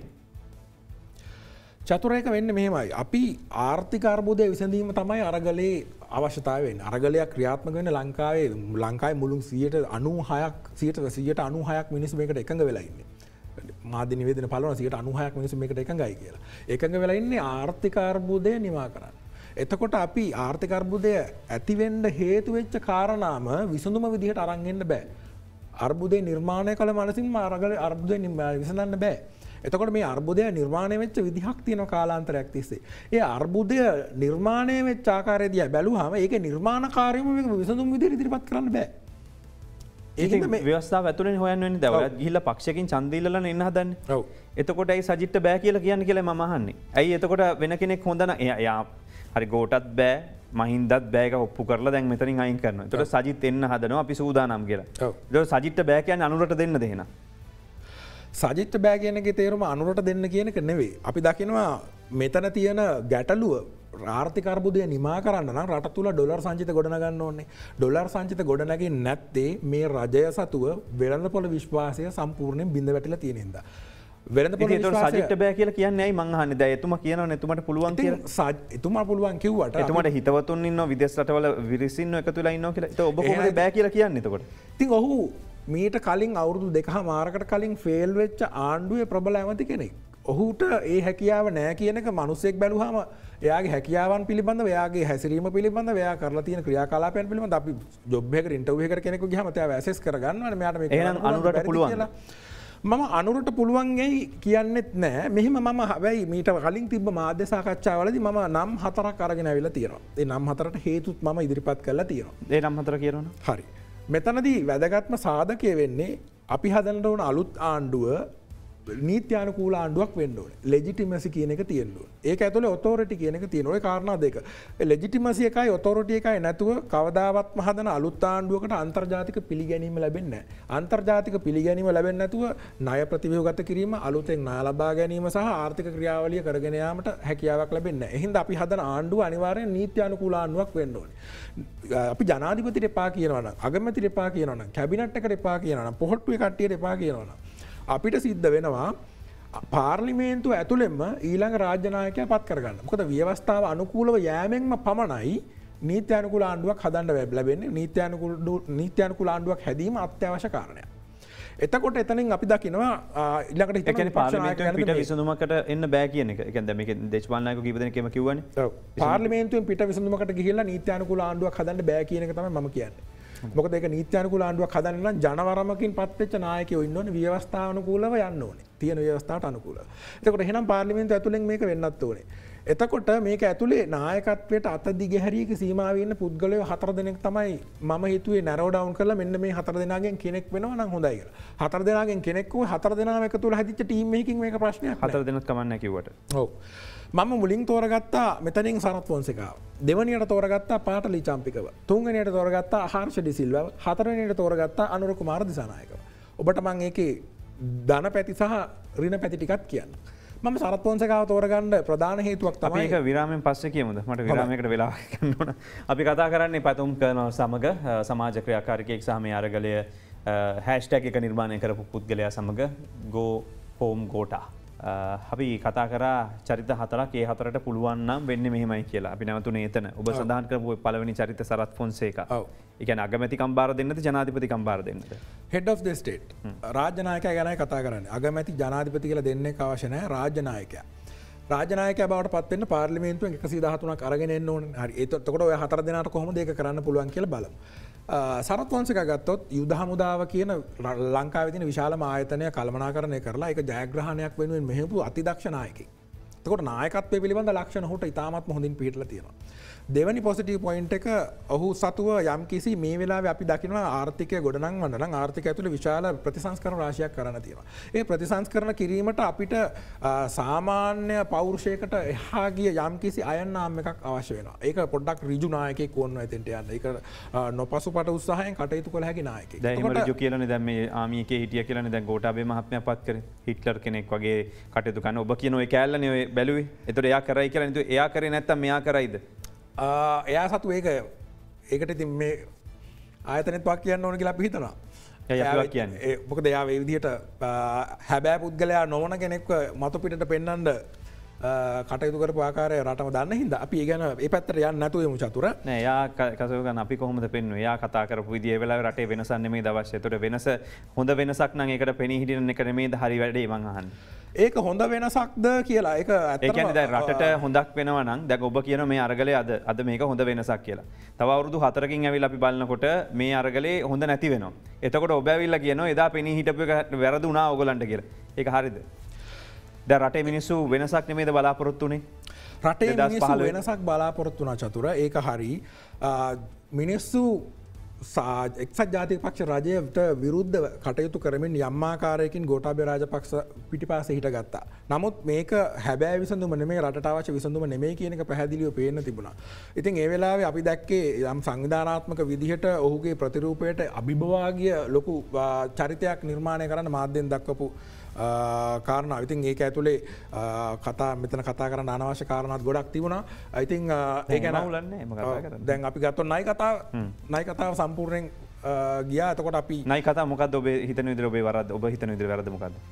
නයි කතාව ගත්තාම ඇත්තටම එතන බොරුවක්නේ. නයි ගඟක් පතුලෙන් මතුවලා කියන මිනිස්සු බොරුවක් කිව්වම ඒක අල්ලගෙන ප්‍රධාන මාධ්‍යයක දාන්න ඕනේ නැහැ. හරි මෙහෙමයි. එතකොට කොල්ලු පිටියේ මහින්ද සංඝරක්කිත හාමුදුරුවෝ කවුද? මට මතක නැහැ ඒක. කැලණිය විශ්වවිද්‍යාලයේ මහාචාර්යවරයෙක්. ඔව්. හරිද? ඔව්. එතකොට කැලණිය විහාරස්ථානාධිපති. ඔව්. එතකොට ඒ හාමුදුරුවෝ කියනවා නම් වොයිස් කට් එකක් දීලා. ඔව්. ඒතර මහානායක හාමුදුරුවෝ කෙනෙක් කියනවා නම් ඒක අපි රිපෝට් කරන්න ඕන දෙපා. එහෙනම් ඔබ කවුද? ඔබ කියන ඔබේ කතාව මෙතන තැනක් දෙන්න ඕනද? කෙනෙක් පුද්ගලයෙක් කිව්ව පළියට ඒක රිපෝට් කරන්න ඕන නම් ඒක මාධ්‍යයක වගකීමක් වෙන්නේ නැහනේ. දැන් රිපෝට් කරන්නේ සිද්ධියක් පෙන්නනවා සිද්ධියක් තියෙනවා. එතකොට මං අහන්නේ පාරේ ඇක්සිඩන්ට් එකක් වෙලා මෙයා කියනවා මෙන්න මෙයා වාහනේ හප්පන් ගියා කියලා. ඔව්. එතකොට අපි ඒ වගේව වාර්තා කරනවානේ. ඔව්. එතකොට උසාවිය තමයි තීරණය කරන්නේ මේ සිදුවීම හරිද වැරදිද කියලා. එතකොට මේ රටේ නිවුස් නැති වෙයි ඔහොම වාර්තා නොකර හිටියෝ. ඒක මාර්තා කරන එකෙත් හුදෙක් අපි දන්නවා බොහෝ සිදුවීම් බබ තෝරා ගැනීමකින් යුතුව කළ යුතුව තිබෙනවා. නැත්තම් මනුස්සයෙක් කැලණිය මහනායක හාමුදුරුවෝ මහාචාර්යතුමෙක් කියනකොට තුනා කියලා ඒක වාර්තා කරලා ඒගොල්ලෝ එතන නෙළුම් මල් පොහොට්ටු බෙද ගේට්ටුවේ හාමුදුරුවරු නයි බලන් දෙන්න කියලා මිනිස්සුන්ට ධාතු බලන් දෙන්න කියලා බොරුවක් කරනකොට ඒක පැහැදිලිව මිත්‍යාවක් කියලා පැහැදිලිව පේන්න තියෙනවා. ධාතු බලන්න එනවා කියන එක මම අහන්නේ කරලා මෙතන මාකටිං යන්නේ මේ මම අහන්නේ ඒ රිපෝට් කරන එක වැරදිද කියලා මම අහන්නේ. දැන් ඔබ කියනවා එතකොට මහාන පුළුවන් විදි කීපයක් තියෙනවා චතුර. මිත්‍යාවක් කියන එක රිපෝට් කරන්න පුළුවන් විදි කීපයක් තියෙනවා. ඒකට දක්වන ජනතාවගේ මතය වෙනස් කළ හැකි ආකාරයට ඔබ ඒක ඉදිරිපත් කරනවා නම් දේශපාලන ඇජෙන්ඩා එකක් යට තියාගෙන මෙන්න ඇජෙන්ඩා එක ඒගොල්ලන්ගේ ඇජෙන්ඩා එක ඒගොල්ලන්ගේ හාමුදුරුවෝ මහානායක හාමුදුරු කෙනෙක්. කැලණිය පන්සලේ නායක හාමුදුරුවෝ. අනික පිළිගත්ත මහාචාර්යවරයෙක්. එතකොට කී දෙනෙක් මහාචාර්යවරු නොවන අය ඇවිල්ලා මේක කතා කරලා යනවද? විවිධ කතා කියනවනේ. එතකොට ඔබ අහනවද වෙන කිසි බොරුවක් සමාජගත කරන්න ඕන නම් ඔබගේ වගකීම මොකද? ඔබේ රාජකාරිය මොකද? වෙන කිසිම channel එකක එහෙම නොවෙනව යනවා. සිදුවෙන සිදුවීමක් මේක මාධ්‍ය කියලා කැමරාවට අරන් ඇවිල්ලා ජනගත කරන්න ඕන නම් ඔබේ වගකීම මොකක්ද එතන? ඔබ උදේ කැමරාකරුවෙක් ඇවිල්ලා කියන කෙනෙක් නෙමෙයිනේ. ජනමාධ්‍යවාදී විතර ඔබට වගකීමක් තියෙනවා හරි වරද තෝරගෙන ජනතාවට කියන්න. දැන් එක සෙලනිකා ශාකයයි තියෙන්නේ කියලා කිව්වා. අපි ගිහිල්ලා රිපෝට් කරා. ගහලා මෙන්න මේ ගහ දැන් මේ වෙනව නැහැ කියලා කිව්වා. ඒතකොට පළවෙනි දවසේ ඒක රිපෝට් කරපු විදිය වැරදි නම් දෙවෙනි දවසේ තමයි අපි දැනගත්තේ ගිහිල්ලා මෙන්න තව ගස් තියෙනවා ලංකාවේ. රැකලා තියෙන ගස් තියෙනවා කියලා වෙලා. ඒතකොට එහෙනම් ඒකත් වාර්තා කරන්න බෑනේ. ඒ නිකම්ම කෙනෙක් ඇවිල්ලා පරිසර නිලධාරියෙක් කිව්ව කතාවක් විතර වෙනවනේ. ඒක ඒ වෙනකොට වාර්තාගත වෙලා තිබුණු විද්‍යාත්මක සත්‍යයක්. ඒක වාර්තා කරන්න කමක් නැහැ. පසුව දැන් ඔය සාමාන්‍යයෙන් අපි දකිනවා ඕන රටක වඳ වෙලාගේ ශාකයක් සත්වයක් කාලයකට පස්සේ ආයෙ මතුවෙලා තිබිලා ඒ තත්ත්වය වෙනස් වෙන්න පුළුවන්. ඒක විද්‍යාත්මක වාර්තාවක්. ඒක වාර්තා කිරීමයි ගඟක් පතුලෙන් නායක වාර්තා කරන එකයි කාරණා දෙකක් අතර. මම කියන්නේ මහානායක හාමුදුරු කෙනෙක් මහාචාර්යවරයෙක් කියනකොට ඔය වාර්තා කරන්න බැයි නම් හෙට ඉඳලා නිවුස් දාන්න වෙන්නේ නැහැ ඔහොම. මොකද ප්‍රදේශපාලන පක්ෂවල කට්ටිය ඇවිල්ලා කියන ඒවයි ඕකේ භාගයට භාගයක් මේ කියන්නේ බොරුයි කියලයි පැහැදිලිව පේන්න තියෙනවා. දේශපාලඥයෝ වේදිකාවල ඇවිල්ලා කියනවත් බොරු කියලා පේන්න තියෙනවා. ඒතකොට දැනනේ මේ වාර්තා කරන්නේ. දැන් මෙයාට කරන්න බෑ ඉස්සරහට. තෙල් ටික දෙන්න බෑ කියලා අපිට තේරෙනවා. හැබැයි උනාට යා කියන වොයිස් කට් එක අපිට නොදා ඉන්න බෑ. ඔව් ඒක ඔබට මධ්‍යස්ථ තැනක ඉඳලා ජනතාවට තොරතුරු බෙදා ගැනීමට තියෙන අයිතිය මත ජනතාවට තොරතුරු ලබා දීමට තියෙන උවමනාව මත වාර්තා කිරීම සාධාරණයි. හැබැයි ඒක අල්ලගෙන ඒක ලොකු චිත්‍රයක් හදලා ඒකට කතන්දරයක් කියලා ඒකට ලොකු එයා ටයිම් එකක් කැප කරලා එයා ටයිම් එක නෑ ඔය ලොකු එයා ටයිම් එකක් කැප කරලා ඒ වෙනුවෙන් කටයුතු කිරීම වැරදි සාගත චිත්‍රයක් විදිහට තමයි සමාජය දකින්නේ. නිවුස් එක බැලුවා නම් ආයි පාරක් හරියට වටිනවා කියලා මං හිතනවා. මොකද එදා තියෙන සම්පූර්ණ වාර්තාවක් අරගෙන තියෙන්නේ මෙතන මෙන්න මෙහෙම එකක් වුණා. නායක මතුණා. මෙන්න බෝතලේ මෙන්න අරගෙන ආවා මේ මිනිස්සෙක්. මේක දැක්කම කියනකොට මටත් තිනහා යනවා මේක. ඒක එහෙම වෙන්න පුළුවන්ද කියලා. සමහර දේවල් පුළුවන් හාස්‍යයට උපහාසයට වාර්තා කරන්න. සමහර දේවල් මිනිස්සු තීරණය කරන්න. මේක අපි මතයක් දෙන්න යන්නේ නැහැ. මම හිතන්නේ ඉතින් එතනින් එහාට මේක අදගෙන යන තේරුමක් නැහැ. අපි මේ කතාවෙන් ඉස්සරහට යන්න ඕන කතාවට එන්න ඕන. හරි. දැන් දෙවෙනි චරිතේ සරත් පොන්සේක දෙවෙනි චරිතේ කවුද? සරත් පොන්සේකාගේ නෙගටිව් පැත්ත කිව්වේ නැහැ. හොඳයි. සරත් පොන්සේකාගේ නෙගටිව් පැත්තේ තියෙන චතුර ඔහුට ආර්ථික විද්‍යාව පිළිබඳව දැක්ම බොහොම අඩුයි. ඔහු ආරක්ෂාව පිළිබඳ විශේෂඥයෙක්. ඔහුට ආර්ථිකය සහ හැසිරීම පිළිබඳව දැක්ම බොහොම සීමිතයි. එහින්ද ඔහුට ආර්ථිකය පිළිබඳව යම්කිසි උපදෙස් මාලාවක් අනුව තමයි කටයුතු කරන්න වෙන්නේ. එහින්ද ඒක තමයි ඔහුට සතුව තිබෙන නෙගටිව් එක. අනිත් එක ඔහුට 113ක් දිනා ගැනීමේ ගැටලුවක් තියෙනවා. පාර්ලිමේන්තුව ඇතුළෙම ඔහුට බය පුද්ගලයෝ ඉන්නවා. ඔහු එනවට අකමැති කට්ටිය ඉන්නවා. නීතිය සාමය හැදෙයි කියලා බයයි කියලා තමයි සමාජයේ පිළිගැනීම තියෙන්නේ. යම් ආකාරයකට ඔහු බය කට්ටිය ඉන්නේ. දැන් උට ගන්න අමාරු වෙන්න පුළුවන්. මම ඊළඟට කිව්වේ පාටලි චම්පි කරනවක. චම්පිකගේ පොසිටිව් පැත්ත කිව්වොත් එහෙම ඔහු කලින් දේශපාලනය කරලා අත්දැකීම් තියෙන දේශපාලකෙක්. ක්‍රමය ගැන දන්න කෙනෙක්. ක්‍රමය ගැන දන්න කෙනෙක්. ඔහු ඇති කරපු සමහර දේවල් පිළිබඳව මගේ ප්‍රසාදයක් තියෙනවා. විශේෂයෙන් කුණු ප්‍රශ්නයට ඔහු අරගෙන ආවිලා තියෙන ඔප්ෂන් කීපයක් හින්දාම ඔහුට දැම් කිසි ඒකන හැකියාවක් තියෙනවා කියලා දන්නවා. ඔහු සමහර අමාත්‍යාංශ ලාභ ලබන බවට පත් කරලා තියෙනවා. උගතෙක් සහ රටවේ නායකයා කියලා ඉදිරිපත් කරන්න පුළුවන් මිනිස්සෙක්. එතකොට ඔහුගේ නෙගටිව් පැත්ත ඔහු ඇවිල්ලා තියෙන්නේ ස්වාමින් වහන්සේලා දාගෙන ජාතිවාදී පැත්තක් අරගෙන ආපු ගැටලු තියෙනවා. නීතිය පිළිබඳ ගැටලු ඔහුට තියෙනවා. ගොඩක් මිනිස්සු ඔහු කියන මේ අවස්ථාවාදියෙක් ඒ වගේ බොහොම යාගේ හිත එච්චර ලොකු නැහැ. කියන්නේ මොලේ ලොකු වෙන්න පුළුවන් හදවතින් ලොකු නැහැ කියන කතාව කියනවා. ඒ හින්දා ඔහුටත් මේ ඇතුලේ මිනිස්සුන්ට ඇත්තටම නායකත්වය දෙන්න පුළුවන් නායකයාද කියන ගැටලුව තියෙන නෙගටිව් පැත්ත. හර්ෂ ගත්තාම පොසිටිව් පැත්ත ඔහු දේශපාලකෙක්. ඒ වගේම ආර්ථික විද්‍යාව පිළිබඳ PhD එකක් තියෙන ආචාර්ය උපාධියක් තියෙන කෙනෙක්. හර්ෂව ගත්තොත් මේ ආර්ථික අර්බුදය ගැන දිගින් දිගට අවුරුදු 2ක් විතර ඉඳලා උඩ ඉඳලා කතා කරපු කෙනා. ඉතින් ඔහු ඒ දැනුම තියෙනවා ඔහුට. මේ දේශපාලකෙක් වීමේ හැකියාව තියෙනවා. ඒ තමයි ඔහුගේ පොසිටිව් පැත්ත. ඔහුට තියෙන නෙගටිව් පැත්ත, ඔහුට බෑ කියලා හිතන පැත්ත, ඔහුට සතු පෞරුෂය මේ වෙලාවේ අවශ්‍ය කරන ආර්ථික ප්‍රතිසංස්කරණ කරන්න අවශ්‍ය කරන නායකත්වයේ තියෙනවද ඔහු සතු? ඒ නායකත්ව ලක්ෂණ තියෙනවද කියන ගැටලුව අභියෝගය තියෙනවා. හතරවෙනියට ගියොත් අනුර කුමාර දිසානායක පාර්ලිමේන්තුව 113ක් ගන්න නම් ඔහුට තව සීට් 110ක් හොයන්න වෙනවා. දැනට ඉන්නේ 3 දෙනයි. එතකොට ඒක යන්න ඕන දුර වැඩි. අනිත් එක ඒගොල්ලෝ වාමාංශිකයෝ. වාමාංශික දේශපාලනයක සමාජවාදී දේශපාලනයක ඉන්නේ. මම විශ්වාස කරනවා වාමාංශික දේශපාලනය ලංකාව තුළ මුල් බැසගෙන තියෙන ප්‍රමාණය වැඩි හින්දා මේ ආර්ථික අර්බුදයේ විශාල කොටසක් නිර්මාණය වෙලා තියෙනවා කියලා. ඒ හින්දා ඔහුගේ වාමාංශික දේශපාලනික අදහස් ආර්ථිකය තුළට ඔබ්බා ගැනීමෙන් මේ වෙලාවේ අවශ්‍ය කරන ධන උත්පාදනය කරන්න නොහැකි වෙන්න පුළුවන්. ඒක මම බාධාවක් විදිහට දාගෙනවා. හොඳ පැත්ත ගත්තොත් ඔවුන්ගේ වංචා දූෂණයට තියෙන විරෝධය හැමෝම කතා කරන එක. ඒ වගේම මේ වෙලාවේ පාර්ලිමේන්තුවෙන් එලි ඔවුන් අත්කරගෙන තිබෙන ජනප්‍රසාදය සහ පක්ෂයක් විදිහට සංවිධානය වෙලා ඉන්න එක. ඒක උන්ට ජනබලයක් තියෙන බව පෙන්වන්න තියෙන එක. ඒක උන්ට තියෙන ධනාත්මක පැත්තක් විදිහට මම දකිනවා. එහෙනම් තමයි මම ඔය 4 දෙනා මේ නායකත්වයට අත දිගහැරියාගේ සීමාවේ ඉන්න කට්ටිය මේ රාජ්‍ය නායකයා බවට පත් වෙයි වෙනවා නම් ඔන්න ඔය තමයි අපිට කරන්න තියෙන කාරණා කියලා හිතන්නේ. එක්කෙනෙක් වෙන්න ඕනේ නැහැ චතුර. අපි හිතමු එක්කෙනෙක් ජනාධිපති, අනිත් එක්කෙනෙක් අගමැති, තවත් එක්කෙනෙක් මුදල් ඇමති. අපි හිතමු දැන් අනුරගේ ගැටලු තියෙනවා නම් එයාව අපිට යම් කිසි වැදගත් ආයතනයකට වංචා දූෂණ හොයනවා. එයා අධිකරණ ඇමති, කෘෂිකර්ම ඇමති. මේ වගේ ආකාරයකට බෙදිලා මේ අතර බලය බෙදීලා ගිය සංවිධානාත්මක වෙච්ච කණ්ඩායමක් මේ අයගෙන් පත් වෙන්න පුළුවන් නම් මම හිතනවා ඒක වඩා සාර්ථකයි සාධාරණයි කියලා. ඔබ කියන්නේ ඔය 4 දෙනා ගත්තයින් පස්සේ 43 වෙනි සේනාංකය මෙහෙවන පාටලි චම්පික ඉස්සරහින් ඉන්නවා කියන එකද? මම ඔහු ඉස්සරහින් ඉන්නවා කියලා කියන්නේ මම හිතන්නේ ඔහු පස්සෙන් ඉන්නවා කියලා. ඔබ ඔහුට හිතවත් නැද්ද? කිසිම දවසක නැහැ. ඔබවත් ඔබේ බිරිඳවත් වෙනත් කණ්ඩායමක්වත් ඔවුන් මෙහෙවනවද? ඔවුන් සමග කිසිම සම්බන්ධකමක් තිබිලා නැහැ.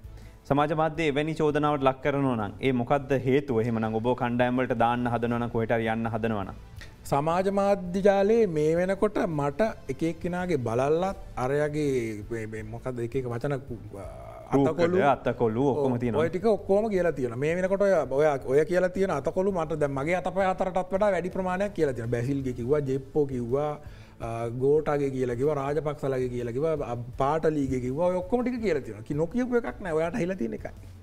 එතකොට හදිස්සියවක්වත් දැන් ඔබ කියන විදිහට ඔබට විසඳුමක් ගේන්න පුළුවන් නම් මේක අයිඩියොලොජි එකක් එක්ක ඔබ අරගෙන ආවනම් අදහස ගෙනාවට වැඩක් නැහැ භූමිය පැලවෙන්නේ නැත්තම්. එතකොට $1 හරි හදන්න පුළුවන් විදිහක් යෝජනාවක් ක්‍රමයක් ඔබ කියන්න ඕන. මොකද්ද ඩොලර් ගේන්න පුළුවන් විදිහ රටට? කන්සෙප්ට් එක කියන්න පුළුවන් වෙනම, ඇක්ෂන් ප්ලෑන් එක වෙනම කියන්න ඕන. හරි. මෙතන තියෙන ආර්ථික විසඳුම් ගත්තාම චතුර ආර්ථිකයේ තියෙන අර්බුදය දිගින් දිගටම කතා කරලා ඒකට විසඳුම් අපි ඉදිරිපත් කරලා තියෙනවා කාලයක් තිස්සේ. ඒක හැම කාලයකදීම වෙච්ච ගැටලුව තමයි ඒක කරගන්න බැරි වුණේ ආණ්ඩුව හින්දා. ඒවල් ක්‍රියාත්මක නොවෙන්නේ ආණ්ඩුව හින්දා. ඒ හින්දාම තමයි මේක යම් ආකාරයකට ආණ්ඩුව අයින් කරන්න ඕන කියන තැනට ආවේ. ඒ කියන්නේ මේ ආර්ථිකයේ තියෙන පළවෙනි විසඳුම මේ වෙළඳපොළ විශ්වාසය නැති කරගත් ආණ්ඩුව අයින් කරලා වෙළඳපොළ විශ්වාසය සහිත අලුත් ආණ්ඩුවක් හදාගන්න එක. ඒක කරගන්න නැතුව ඩොලර් අපිට ගෙන්න ගන්න හැකියාවක් ලැබෙන්නේ නැහැ. ඒ පළවෙනි පියවර. දෙවෙනි පියවර විදිහට IMF එකට යන එකත් ණය ප්‍රතිව්‍යුහගත කිරීමත් කතා කරන්නම වෙනවා. මොකද එහෙම නොකර ඩොලර් බිලියන 7ක ණය බරක් කරගහගෙන අවුරුද්දකට අපිට ගොඩ එන්න හැකියාවක් නැහැ. ආචාර්ය නන්දලාල් වීරසිංහ මහ බැංකුවේ අධිපතිවරයා ඔහු ගත්ත උදාහරණයක් මම ඔබට කියනවා නම් ඔහු කියනවා ලංකාවේ ආර්ථිකය කියන එක දිරච්ච කැඩිලා බිඳිලා ගිය වාහනයක් ප්‍රපාතයකින් කඩාගෙන පාත් වෙන කියලා. ඔහු හිතනවා මේක බ්‍රේක් ගහලා නවත්තන්න ඕනේ කියලා. හැබැයි මේක මේ බ්‍රේක් ගහලා නැවැත්තුවට ඩොලර් බිලියන 7ක බරකුත් දාගෙන මේක ප්‍රපාතයෙන් උඩට ආය අරගෙන එන්න හැකියාවක් ලංකාවේ වර්තමාන දේශපාලන ක්‍රමයට නැහැ. ඉතින් ඒක වෙනස් කරන්න ඕනේ. එහෙනම් මේ දේශපාලනය තුල යම්කිසි වෙනස්කම් රාශියක් කරන්න තියෙනවා. අපි හිතනවා අර වාහනේ අර කැඩිලා බෙදලා ගිය කබල් වාහනේ මොඩිෆයි කරන්න ඕනේ. මේකේ හොඳ බල සම්පන්න එන්ජිමක් ඕනේ. අලුත් ටයර් සෙට් එකක් ඕනේ. බ්‍රේක් දාන්න ඕනේ. ඔයිල් කරන්න ඕනේ. මේ ඔක්කොම ඒවට අපි කියනවා ආර්ථික ප්‍රතිසංස්කරණ කියලා. ඒ ප්‍රතිසංස්කරණ සියල්ල නොකොට මේ ආර්ථික වාහනේ හොඳ මොඩිෆයි කරලා බලාත්මක නොකොට ඒකට ඩොලර් බිලියන 7ක අවුරුද්දට බරක් පටවගෙන මේක උඩට අරගෙන එන්න බෑ. ප්‍රතිසංස්කරණය මැද්දේ ප්‍රතිසංස්කරණය කරන්න ගියෝතින් තියෙන ක්‍රමයක් එක්ක හෙට මේ වෘත්තීය සමිති විරෝධතා දක්වනවා. මේ තියෙන රාජ්‍ය යන්ත්‍රණය මේ විදිහට පවත්වාගෙන ගියොත් මේක කරන්න බෑ. රුපියල් බිලියන 80ක් ඕන මාසයකට පඩි ගෙවන රාජ්‍ය අංශයට විතරයි. මේව ඔක්කොම අකුලවන්න පුළුවන් කියලා ඔබ විශ්වාස කරනවද? එහෙම නොකොට අනාගතයක් නැහැ චතුර. එහෙම පුළුවන් ද බෑද නෙමෙයි අනිවාර්යෙන් කරන්න වෙන තැනකට අවිල්ලා ඉන්නේ. එතකොට ඒ සාකච්ඡාව හදාගෙන තියෙනවා. මම රාජ්‍ය සේවකයන් නමතලා කරපු වීඩියෝකට විශාල ප්‍රතිචාර ලැබුණා. මම ක්‍රමවේදයන් කීපයක් යෝජනා කරා ඔවුන්ට රාජ්‍ය සේවයෙන් බැහැර වෙන්න. මොකද අපි රාජ්‍ය සේවකයෝ 1.5 මිලියන ඉන්න රටේ මේක මිලියන 6කටවත් අඩු කරන්න ඕනේ ආරක්ෂක අංශ ඇතුළුව. එතකොට එච්චර ප්‍රමාණයකට අඩු කරද්දී අනිත් අයට මිලියන 6කටවත් මේක අඩු කරන්න ඕනේ. මේක භාගයකට වඩා අඩු කරන්න ඕනේ. මිලියන 6 ලක්ෂ 6කට. සමාවට ලක්ෂ 6කට අඩු කරන්න ඕනේ. එතකොට ඒ කියන්නේ භාගයක් නෙමෙයි ඔය කියන්නේ මේක දැන් 3 ගුණයක් ඒ කියන්නේ 3න් 2ක් කපන්න ඕන ආසන්න වශයෙන්. ඔව් ඒ මොකද එහෙම නොකොට රාජ්‍ය කාර්යක්ෂම කරන්න බෑ. ඒකට තියෙන උපක්‍රම කීපයක් තියෙනවා. පළවෙනි එක මම බය නැතුව මේව කතා කරනවා. පළවෙනි එක ලංකාවේ රාජ්‍ය කියන එක ඉතාමත්ම විශාල ලොකු වැඩි මේක අන්ඩුව කුඩා කරන ස්මෝල් ගවමන්ස් කියන කන්සෙප් එක තමයි ලෝකේ සාර්ථක වෙලා තියෙන්නේ. ස්මෝල් ගවමන්ස් කරද්දී අපිට ආයතන ගොඩක් රජයෙන් බැහැර කරන්න වෙනවා. දැන් කජුවලට සංස්ථාවක් තියෙනවා. අවශ්‍ය නැහැ. පොල්වලට ආයතන 4ක් තියෙනවා. ඔය වගේ ගත්තාම රජයේ අපි අහලා නැති වැඩක් නැති ආයතන මහ ගොඩක් තියෙනවා. ඒ ආයතන ගොඩක් ඒවා අයින් කරන්න වෙනවා. සමහර ඒවා අයින්ම කරලා දාන්න පුළුවන්. රජය සතු කාර්මාන්ත තියෙනවා ආසන්නව 500ක් විතර. ඒවා ගොඩක් ඒවා පාඩු ලබන ආයතන බවට පත් වෙලා තියෙනවා. මේවා අපිට අනිවාර්යෙන් පුද්ගලීකරණය කරන කාරණාවට යන්න වෙනවා. පුද්ගලීකරණය කිරීමත් සමහර ආයතන ඉවත් කිරීමත් තුළ රජය කුඩා කරගන්න පුළුවන්. වියදම අඩු වෙනවා එතකොට. රජය එතකොට අර පුද්ගලිකාංශයට මේ කර්මාන්ත යාම මත පුද්ගලිකාංශයට කර්මාන්ත යාම මත රජයේ සේවකයන් විශාල ප්‍රමාණයක් ඒත් එක්කම පුද්ගලිකාංශයට යොමු වෙන්න පුළුවන්. මේ කෙරෙන අරගලයට නායකයෝ සපයන්න නායකයෝ හදන්න නෙමේ අපි මේ සාකච්ඡාව කරන්නේ. සහ ඒත් එක්කම මේ නායකයෝ බිහි කරලා මේක පෙන්ලා මේගොල්ලෝ තමයි කරේ කියලා මේ වැඩේ අල කරන්නත් නෙමෙයි මේක කරන්නේ. මේ ඒක කියන එක වැදගත් වෙයි නැත්තම් මොකද මම ඔබට කෙලින් කතා කරා. මම දැක්කා හඬපටේ දැකලා කතා කරා එන්න කියලා කිව්වා. ඔබ ඇහුවා ඔබ මාව ගෙන්නයිද channel එකට කියලා එකක් කියන්න බෑ. ඔව්. ඒතර මං කිව්වා මට ප්‍රශ්නයක් නැහැ ඔබ ආවට කියලා කිව්වා. ඒතර මම අහන්නේ දැන් සෝෂල් මීඩියා වලින් විතරක් ඔයාට මේ අවස්ථාවේදී මේ දේ කරන්න පුළුවන් වුණා නම් ප්‍රධාන මාධ්‍ය නැතුව මේ වැඩේ කරන්න පුළුවන් වුණා නම් ඒතර මෙතනින් එහාටත් මේ ඉතුරු කොටස සෝෂල් මීඩියා එකේ මූලිකත්වයෙන් කරන්න බැරි කමක් නැහැනේ. ඒ වෙනුවෙන් ඊට වඩා එහාට යන මේකක් ඕනද? අනිවාර්යෙන් ඕනේ චතුර. ඒක මම හිතන්නේ මෙහෙමයි. දැන් මුලින්ම මම සාමාන්‍ය තරුණයෙක් ලංකාවේ. මම මගේ ඇහුවට කමක් නැත්නම් තරුණයි කිව්වට සමාවෙන්න දැන් 40ක්. එතකොට සාමාන්‍ය මනුස්සයෙකුට හදිසිය ලංකාවේ දේශපාලන කරලියට ඇවිල්ලා මාධ්‍ය තුල අවස්ථාවක් දිනාගන්න ක්‍රමයක් නැහැ විශේෂයෙන් හරි පාර යන ගමන්. එතකොට මගේ කියවීම උනේ අපේ යාන්ත්‍රණය උනේ අපි සමාජ මාධ්‍ය ජාල තුල අපි හදන්න ඕනේ හිට් එකක්. සමාජ මාධ්‍ය ජාල වල හිට් එකක් හදන්න ඕනේ මම නිතර මගේ සාකච්ඡාවල අපිව කතා කරන තරුණයන්ට කිව්ව පණිවිඩයක් තමයි මම අද ඒක ඒගොල්ලන්ට කියන්නම් මේ ලස්සන එක. ඒගොල්ලන්ට ඇහෙන එක අර රජවාසලක දොරක් වහලා තියෙනකොට ඒක කඩන්න අපි සේනාවක් අරන් ආවොත් අර ලොකු කොටයක් අරගෙන සේනාවේ දොරට ගහලා කඩනවා. මම ඔක තමයි උදාහරණයක් ගත්තේ. මම කියන්නේ සමාජ මාධ්‍ය ජාල කියන්නේ අර කොටේ. අපි මේ කොටේ අරගෙන දොරට ගහන්න ඕනේ දොරට ගහලා කැඩෙනක අන්නේ අද ඒ දොර තමයි අද කැඩිලා තියෙන්නේ. පළවෙනි වතාවට මම අද ප්‍රධාන මාධ්‍යයකට අවිල්ලා තියෙනවා. සමාජ මාධ්‍ය ජාලවල හිට් එකක් ක්‍රියේට් කරපු හින්දා. මම ඒක තමයි තෝරගත්තේ යාන්ත්‍රණය. මම කාටවත් මම චතුරට කතා කරලත් නැහැ. මේකේ බොස්ට කතා කරලත් නැහැ. මෙන්න මාධ්‍යට ඉල්ලීම් කරලත් නැහැ. මම මේ අවස්ථාව ලැබෙනකම් මගේ සටන අරගෙන ගියා සමාජ මාධ්‍ය ජාලා තුල. ඒක තමයි මම හදාගත්ත පාර. මෙහෙම හැබැයි මේක කියන්න. ඔබ සෝෂල් මීඩියා හිට් එකක් හින්දා මට රේටිංස් ගන්න හරි මේක වැඩි ගන්න නෙමෙයි මම ඇත්තටම එන්න කිව්වේ. මොකද මම ටෝක් විත් චතුර වැඩසටහන කරගෙන ගිය අවුරුදු ගාණක් තිස්සේ ඔළුවේ දෙයක් තියාගෙන ඒකත් තමයි මේ සිස්ටම් එක වෙනස් කරන්න ඕන කන්සෙප්ට් එකක් ගේන්න ඕන කියලා. හැබැයි මට ඔබව ගේන්න ඕන වෙනවා. නමුත් ඔබව ගේන්න විදියක් නැහැ. ඔබ දේශපාලන කණ්ඩායමක් කෙනෙක්. මම දේශපාලන පක්ෂයක නියෝජිතයෝ ගෙන්නන්නේ නැහැ කියලා වැඩසටහනේ මුල ඉඳලම කියලා දිනනවා. ගෙන්නුවේම නැහැ කොහොම හරි මම මගේ ස්ථාවරය තියාගෙන හිටියා. ඒකට ආයතනයෙන් ලොකු සහායක් දුන්නා. හැබැයි ඔබ ගේනාවේ හේතුව ඔබට මතවාදයක් තියෙනවා. කෙනෙක් මතවාදයක් දරනවා නම් ඒ මතයට අවශ්‍යතාවයක් තියෙනවා. මේ මතවාදය හොඳ නම් ඒක සමාජගත කරාට ප්‍රශ්නයක් නැහැ. මම හිතුවේ ඔබට මතවාදය කියන්න අවස්ථාවක් වේදිකාවක් හදනවා මිසක් ඇත්තටම හිට් එකක් ගන්න කරන වැඩක් නෙමෙයි මේක. මම ඒක බලාපොරොත්තු වෙන එහෙම එකක් නෙමෙයි චතුරේ ඒ උත්තරෙන්. මොකද සමාජයේ ඒ හඬ නියෝජනය කරන ප්‍රබල චරිතයක් බවට පත් වුනේ නැත්නම් ප්‍රධාන මාධ්‍යයක අවස්ථාවක් ගන්න හැකියාවක් ලැබෙන්නේ. ඒක ගන්න නම් අපි අපේ කාර්යභාරය කළා තියෙනවා. ඒක තමයි සමාජ මාධ්‍ය ජාල භාවිතා කරමින් කළේ. ඒ පාර තමයි හදාගත්තේ. ඒ පාරේ පළවෙනි දොර තමයි ඔබ මට අරලා දුන්නේ. ඒකට බොහොම ස්තුතියි දෙරණටත් ඔබටත්. විශේෂයෙන් දෙරණ මෙතනට එන එකේ වටිනාකම තමයි ගමේ මිනිස්සු බලන channel එකක්. ගමේ අපිට ගමට මේ පණිවිඩය යවා ගන්න හැකියාවක් තිබුණේ නැහැ. සමාජ මාධ්‍ය ජාලෙනි මම ඔබට කිව්වා මගේ ටාගට් ඔඩියන්ස් එක උනේ මධ්‍යම පාන්තික තාරුණ්‍ය අන්තර්ජාලයේ ඉන්න. එතකොට එතනින් එහාට ගමට මේ අවිහිංසාවේ පණිවිඩය, ගමට මේ සාමකාමීත්වයේ පණිවිඩය, ගමට මේ සිස්ටම් චේන්ජ් එකේ පණිවිඩය අරගෙන යන්න අපිට අනිවාර්යෙන් මාධ්‍ය ඕනේ. අනිවාර්යෙන් දෙරණ ඕනේ. අනිවාර්යෙන් ඔබ ඕනේ. ඒ එතනට යන්න අවස්ථාව තමයි මේ ලැබුණේ. ඒක ලැබෙනකන් බලාගෙන හිටියේ. ඒ හින්දා අපිට සමාජ මාධ්‍ය ජාලවලින් යන්න පුළුවන් දුර අපි ගිහිල්ලා ඉවරයි කියලා මම හිතනවා. ඊතුරු දුර යන්න අනිවාර්යෙන් ප්‍රධාන මාධ්‍ය ඕනේ. ඒ අවස්ථාව ලබා දීම සම්බන්ධයෙන් බොහොම ස්තුතියි. මේකයි. ඊට පස්සේ කොටස ගත්තොත් මොන දේ කරත් වැඩක් නැහැ රටට සල්ලි ගේන්න බැරි නම්. ඔව්. සහ එක පැත්තකින් ඩොලර් සේව් කරන්න ඕන, එක පැත්තකින් ඩොලර් earn කරන්න ඕන. ඔව්. මේ දෙක කරන්න බැරි නම් ඔබ කොච්චර කතා කරත් වැඩක් නැහැ, එන කවුරු කොච්චර කතා කරත් වැඩක් නැහැ. ඒකට ඔබට පුළුවන් ද මේක කරන්න? ඔබේ දැක්ම මම පෙර ඇහුවා, ඔබ කිව්වා එකක්. හැබැයි ඒ වුණාට මේ මට හිතෙන්නේ නැහැ ප්‍රායෝගිකව කරන්න පුළුවන් කියලා. කියන්නේ foreign remittance වලින් එන 7.5 බිලියන් අපිට ගේන්න පුළුවන්ද? අපි කතා කරන්න ඕන එතන. දැන් අපිට එන්නේ නැත්නම් ඒක කොහොමද? ඔබ හිතන්නේ කොහොමද මේක ගේන්නේ? ඔව්, ෆොරින් රෙමිටන්සස් ගත්තාම විදේශගත ශ්‍රී ලාංකිකයෝ පුද්ගලිකව අපිට කතා කරලා කියන සමහරු කියලා තියෙනවා නිල නිවේදනයක් නිකුත් කරන්න. අපි ඩොලර් එවනවා. මේ ආණ්ඩුව ගෙදර ගියාම. ගෙදර යනකම් මිනිසුන්ට කියන්නේ මේක ගෙදර යවන්න. මේගොල්ලෝ ඉන්නකම් අපිට විශ්වාස නැහැ. අපි එවන ඩොලර් ටික නාස්ති කරනවා. හොරකම් කරනවා. වැරදි වැඩවලට යොදවනවා. හරියට ජනතාවගේ ප්‍රයෝජනයට දෙන්නේ නැහැ. ඒ හින්දා අපි ඩොලර් එවන්නේ නැහැ. මේගොල්ලෝ යනකම් අපි එවන්නේ නැහැ කියලා. එතකොට මේගොල්ලෝ ගිහිල්ලා මේ නීත්‍යානුකූල නිවැරදි ආණ්ඩුවක් හැදෙන මොහොතේ ওই ඩොලර් ටික මේගොල්ලෝ අවුරුද්දක් දෙකක් තිස්සේ දැන් ඉතුරු කරන් ඉන්න ඩොලර් ටිකෙන් විශාල පංගුවක් එන්න ගන්නවා. මගේ කියවීම අනුව දැන් අපේ ලංකාවට මාසයකට ඩොලර් මිලියන 600ක් 700ක් ප්‍රමාණයක් පිටින් ආවා. දැන් එන්නේ 3න් 1යි. අර එන්නේ නැති ටික දැන් එන්න ගන්නවා. ඒකට රුපියල ස්ථාවර කරන්න ඕනේ. මං හිතන්නේ නන්දලාල් වීරසිංහ එක කරන්න පුළුවන්. රුපියල ස්ථාවර කරාට පස්සේ ස්ථාවර ආණ්ඩුවක් හැදුනාට පස්සේ ඩොලර් රෙමිටන්සස් ටික ආයෙ එන්න ගන්නවා. ඒ එන්න ගැනීම තුළ අපිට පළවෙනි මාසෙ හිතනවද නිකන් ඒ කියලා ඒකට දිරිමත් කිරීමක් නොකරොත් ඒ කියලා. දිරිමත් කිරීමක් ගැන මම සමාජ මාධ්‍ය දාලා දිගින් දිගටම කතා කරලා. මොකද අපිට උන්ඩියල් මාකට් එක පරාජය කරන්න ඕනේ. උන්ඩියල් මාකට් එක පරාජය කරන්න නම් අපිට යම් දිරිමත් කිරීම අපිට කියන ඉන්සෙන්ටිව්ස් දෙන්න වෙනවා. ඒ ටික දීලා අපි හිතමු වාහන ගෙන්වීමක් සම්බන්ධයෙන් වෙන්න පුළුවන්. නැත්නම් අමතර රුපියල් ප්‍රමාණයක් දීම සම්බන්ධයෙන් වෙන්න පුළුවන්. ඒක කරන්න පුළුවන්. ඒක කරාට පස්සේ ඒකට අවශ්‍ය කරන නීතිමය ප්‍රතිසම්පාදන අපිට කරන්න වෙනවා පාර්ලිමේන්තුව හරහා. ඒක කරාට පස්සේ ඩොලර් එන්න ගන්නවාමයි. මම කෙටියෙන් ප්‍රශ්න කෙටි වෙලාව කල්පනා කරන්නේ.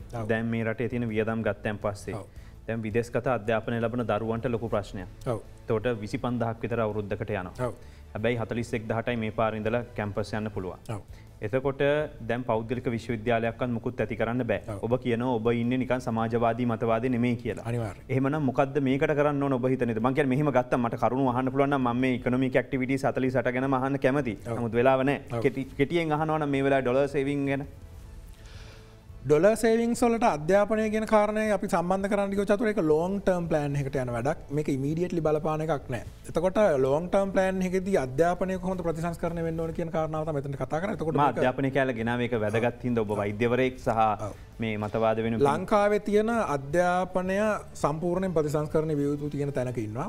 ආර්ථිකයත් දේශපාලනයත් අධ්‍යාපනයත් කියන එකේ අන්තර් සම්බන්ධතාවයක් තියෙනවා. ඒ අන්තර් සම්බන්ධතාවය අපේ රට තුල ගොඩනැගිලා නැහැ. ඒ අනුව රටේ ඉන්න සාමාන්‍ය පුරවැසියන් නිවැරදි ශ්‍රමිකයන් විදිහට රටේ ආර්ථිකයට උකහා ගන්න අධ්‍යාපනය නිවැරදිව සකස් වෙලා නැහැ. ඒ අධ්‍යාපන ක්‍රමවය විසින් ආර්ථිකයටවත් දේශපාලනයටවත් අර රෙස්පොන්ඩ් කරන්නේ නැහැ. ප්‍රතිචාර දක්වන්නේ. ඒ අතර තියෙන ප්‍රතිචාර දක්වන සම්බන්ධයක් ස්ටිමියුලේට් වෙන එකක් එකින් එකට. අපි ඔකට ඉන්ටර්කනෙක්ටඩ්නස් එකක් කියලා කියනවා. ඔය තත්ත්වය ඇති වෙලා නැහැ ලංකාවේ. එතකොට අධ්‍යාපනය යන්නේ යාට ඕන ගමනක ආර්ථිකයේ වෙනත් ගමනක රටේ දේශපාලනය තවත් තැනක අතර සම්බන්ධයක් තියෙන්න ඕනේ, කළමනාකරණයක් තියෙන්න ඕනේ, සම්බන්ධීකරණයක් තියෙන්න ඕනේ. ඒ තත්ත්වය ඇති වුණාට පස්සේ තමයි අධ්‍යාපනය කියන එකෙන් නිවැරදි ශ්‍රමිකයා බිහි වෙන්නේ, නිවැරදි පුරවැසියා බිහි වෙන්නේ. එහෙම වුණාට පස්සේ තමයි අපිට තව අධ්‍යාපනයේ අවස්ථා ඇති කරන්න වෙන්නේ. අධ්‍යාපනයේ අවස්ථා ලංකාව තුළ විශේෂයෙන් උසස් අධ්‍යාපනයේ සීමාවක් බොහොම සීමිතයි. හිතන්න ලංකාවේ අධ්‍යාපනය ලබනවා අන්තර්ජාතික පාසල් වල විශාල පිරිසක් ලංකාවේ. ඒ අයට උසස් අධ්‍යාපනයට තියෙන අවස්ථා රටේ ඉතාමත්ම සීමිතයි. ඒ හින්දා තමයි ඒගොල්ලන්ට පිටරටට යන්න වෙලා තියෙන්නේ. මොකද ලංකාවේ ඇතුලේ තියෙන උසස් අධ්‍යාපනයට තියෙන සීමිත රජයේ ආයතන වලින් විතරක් දෙන මට්ටමකට පත් වෙලා තියෙනවා. ඒක වැරදි. ලෝකෙත් එක්ක අපිට මූව් වෙන්න වෙනවා. වෙලා නැති හින්දා. ඒතකොට රාජ්‍ය යාන්ත්‍රණය ක්‍රියාත්මක කිරීම හරි ගැටලුයිනේ. කොහොම කරත් කවුරු දේශපාලනයට ආවත් එතනින් එහාට තියෙන ක්‍රමයේ සිස්ටම් වෙනස් කරන්න බෑනේ. ඔව්. මොකද කරන්න පුළුවන්? ඒක චතුර ඒකට කියනවා අපි පබ්ලික් ඇඩ්මිනිස්ට්‍රේෂන් රිෆෝම්ස් කියලා. ලංකාවේ තියෙන පබ්ලික් ඇඩ්මිනිස්ට්‍රේටිව් සිස්ටම් එක 1950 ගණන් වල ආපු වෙබේරියන් සිස්ටම් කියන එක. ඒක යුරෝපයේ දෙවන ලෝක යුද්ධයෙන් පස්සේ හදාගත්ත වාමාංශික දේශපාලනයට බර වෙච්ච ක්‍රමවේදයක්. ඒක පසු කාලීනව වෙනස් වුණා 1970 දශකයේ අගභාගය වෙනකොට Ronald රීගන් මාගරට් Thatcher ඊරාකයේදී public administrative system එක පබ්ලික් මැනේජ්මන්ට් සිස්ටම් එකකට මාරු වුණා. ඒවා අප්ඩේට්ස් වුණා ලෝකේ. ඒ හින්දා තමයි ස්මෝල් ගවර්න්මන්ට්ස් කියන concept එන්නේ. ඊට පස්සේ පස්සේ තමයි පුරවැසියාට කස්ටමර් සර්විස් එකක් දෙන මට්ටමකට රාජ්‍ය සේවය වෙනස් වෙන්නේ. ඒවා කාර්යක්ෂම කරන්න ඕන කියන තැනට එන්නේ. රජයේ වියදම් අඩු කරලා ආදායම් වැඩි කරලා ඒවෙන් ඉතුරු වෙන ධනයෙන් මහ ජනතාවට අවශ්‍ය පබ්ලික් සර්විසස් හොඳට දෙන්න ඕන කියන කන්සෙප්ට් එන්නේ.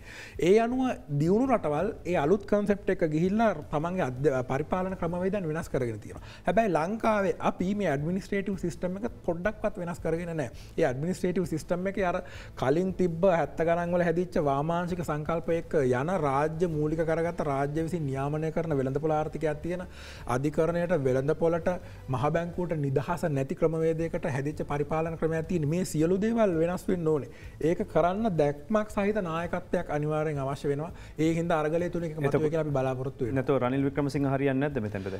රනිල් වික්‍රමසිංහ කරන්න පුළුවන් නම් අවුරුදු 2මාරකට කලින් මේ මනුස්සයා ෆේල් වෙලා යන්නේ නැහැ. අවුරුදු 2මාරකට කලින් ෆේල් වුණා කියලා අන්තිමට එලවලා දාපු කෙනෙක් තමයි අරන් එන්න හදන්නේ. ඔහුට වෙනස් එයා ආර්ථිකය තුළ යම්කිසි හොඳ දේවල් යම් ප්‍රමාණයක් කරලා තියෙනවා. විශේෂයෙන් 2017 දී අපි දකිනවා ප්‍රයිමරි සර්ප්ලස් එකක් හදපු කෙනා 1950 ගණන් වලට පස්සේ.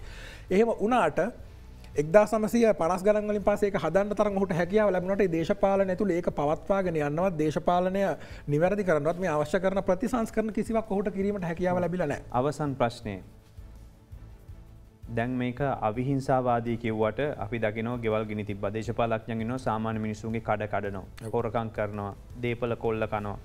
මේක ඊළඟ තත්ත්වයේ දුප්පත් පෝසත් ගැටලුවක් බවට දක්වා වර්ධනය වෙන්න පුළුවන් සමහර විට.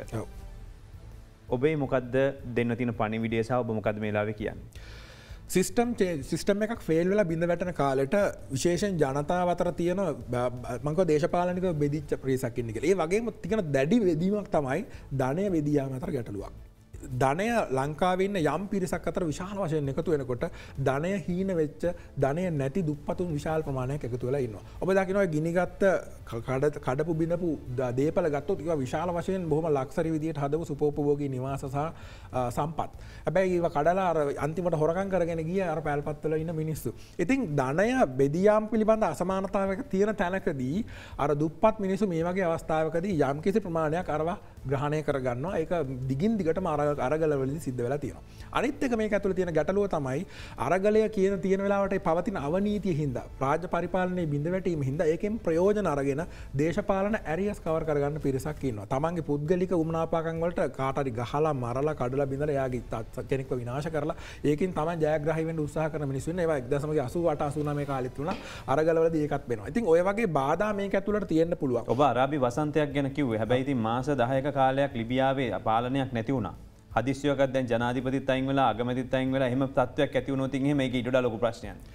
අන්න එතන හොඳ පණිවිඩයක් දෙන්න පුළුවන් චතුර. ජනතාවට මට දෙන්න තියෙන පණිවිඩය තමයි ඔබ තෝරා ගන්න නායකත්වය මත එහි ප්‍රතිඵල තීරණය වෙවි. ඔබ හිංසාවාදී සන්නද්ධ නායකයන් තෝරාගත්තොත් ඔබට එවන් ප්‍රතිඵලත් වේවි. ඔබ අවිහිංසාවාදී සාමකාමී නායකයන් තෝරාගත්තොත් ඔබට අවිහිංසාවාදීව සාමකාමීව නිදහසේ ප්‍රජාතන්ත්‍රවාදීව මේ රටේ ඉන්න පුළුවන් වෙවි. එහෙනම් තෝරා ගැනීම තියෙන ජනතාව අතේ. බොහොම ස්තුතියි සම්බන්ධ වුණාට මේ අරගලේ හෑෂ්ටැග් එක go home gota නිර්මාණය කරපු ඒ වගේම අරගලේ සම්බන්ධීකරණය සඳහා වෙනම WhatsApp කණ්ඩායම් එකතු කළා. ඒ තුලින් ඊට පස්සේ Telegram groups හදලා ඒ කට්ටිය එකට එක්කාසු කළා. ඒ අයත් එක්ක මේ අරගලේ මතවාදී අරගලයක් දක්වා මේ විදිහට ගෙන එන්න නායකත්වය ලබා දුන් කෙනා විදිහට ඔවුන් හඳුන්වන්නේ පැතුම් කර්නල්. හැබැයි ඔහුගේ නම දැන් අඩුවෙන් කියවෙනවා ඇති. ඉතින් අපිට අවශ්‍ය වෙන්නේ නැහැ මේ අරගලයට පැමිණෙන පිරිස බෙදන්න, ඒ කට්ටිය අතර ගැටුම් ඇති කරන්න. මෙයා තමයි නායකයා, එයා තමයි කියන්නේ. මේක නිර්පාක්ෂික අරගලයක්. මේක ජයග්‍රහණ බොහොමයක් තිබෙනවා. සහ මේ සිස්ටම් එක චේන්ජ් වීම ගැන බොහෝ දෙනෙකු සතුටක් තියෙනවා. ඉතින් ඒ සතුට අපි භුක්ති විඳිනවා. හැබැයි ප්‍රශ්නේ තියෙන්නේ එතනින් එහාට මේක කරගෙන යන්න පුළුවන් රටක් හැදෙන්න ඕන, හොඳ ක්‍රමයක් හැදෙන්න ඕන. මේ ක්‍රමය හැදෙන විදිහයි කතා කරන්න ඕන. අපිත් එක්ක එකතුනේ අද දවසේ ඔහු ඒ ගැන සාකච්ඡාවට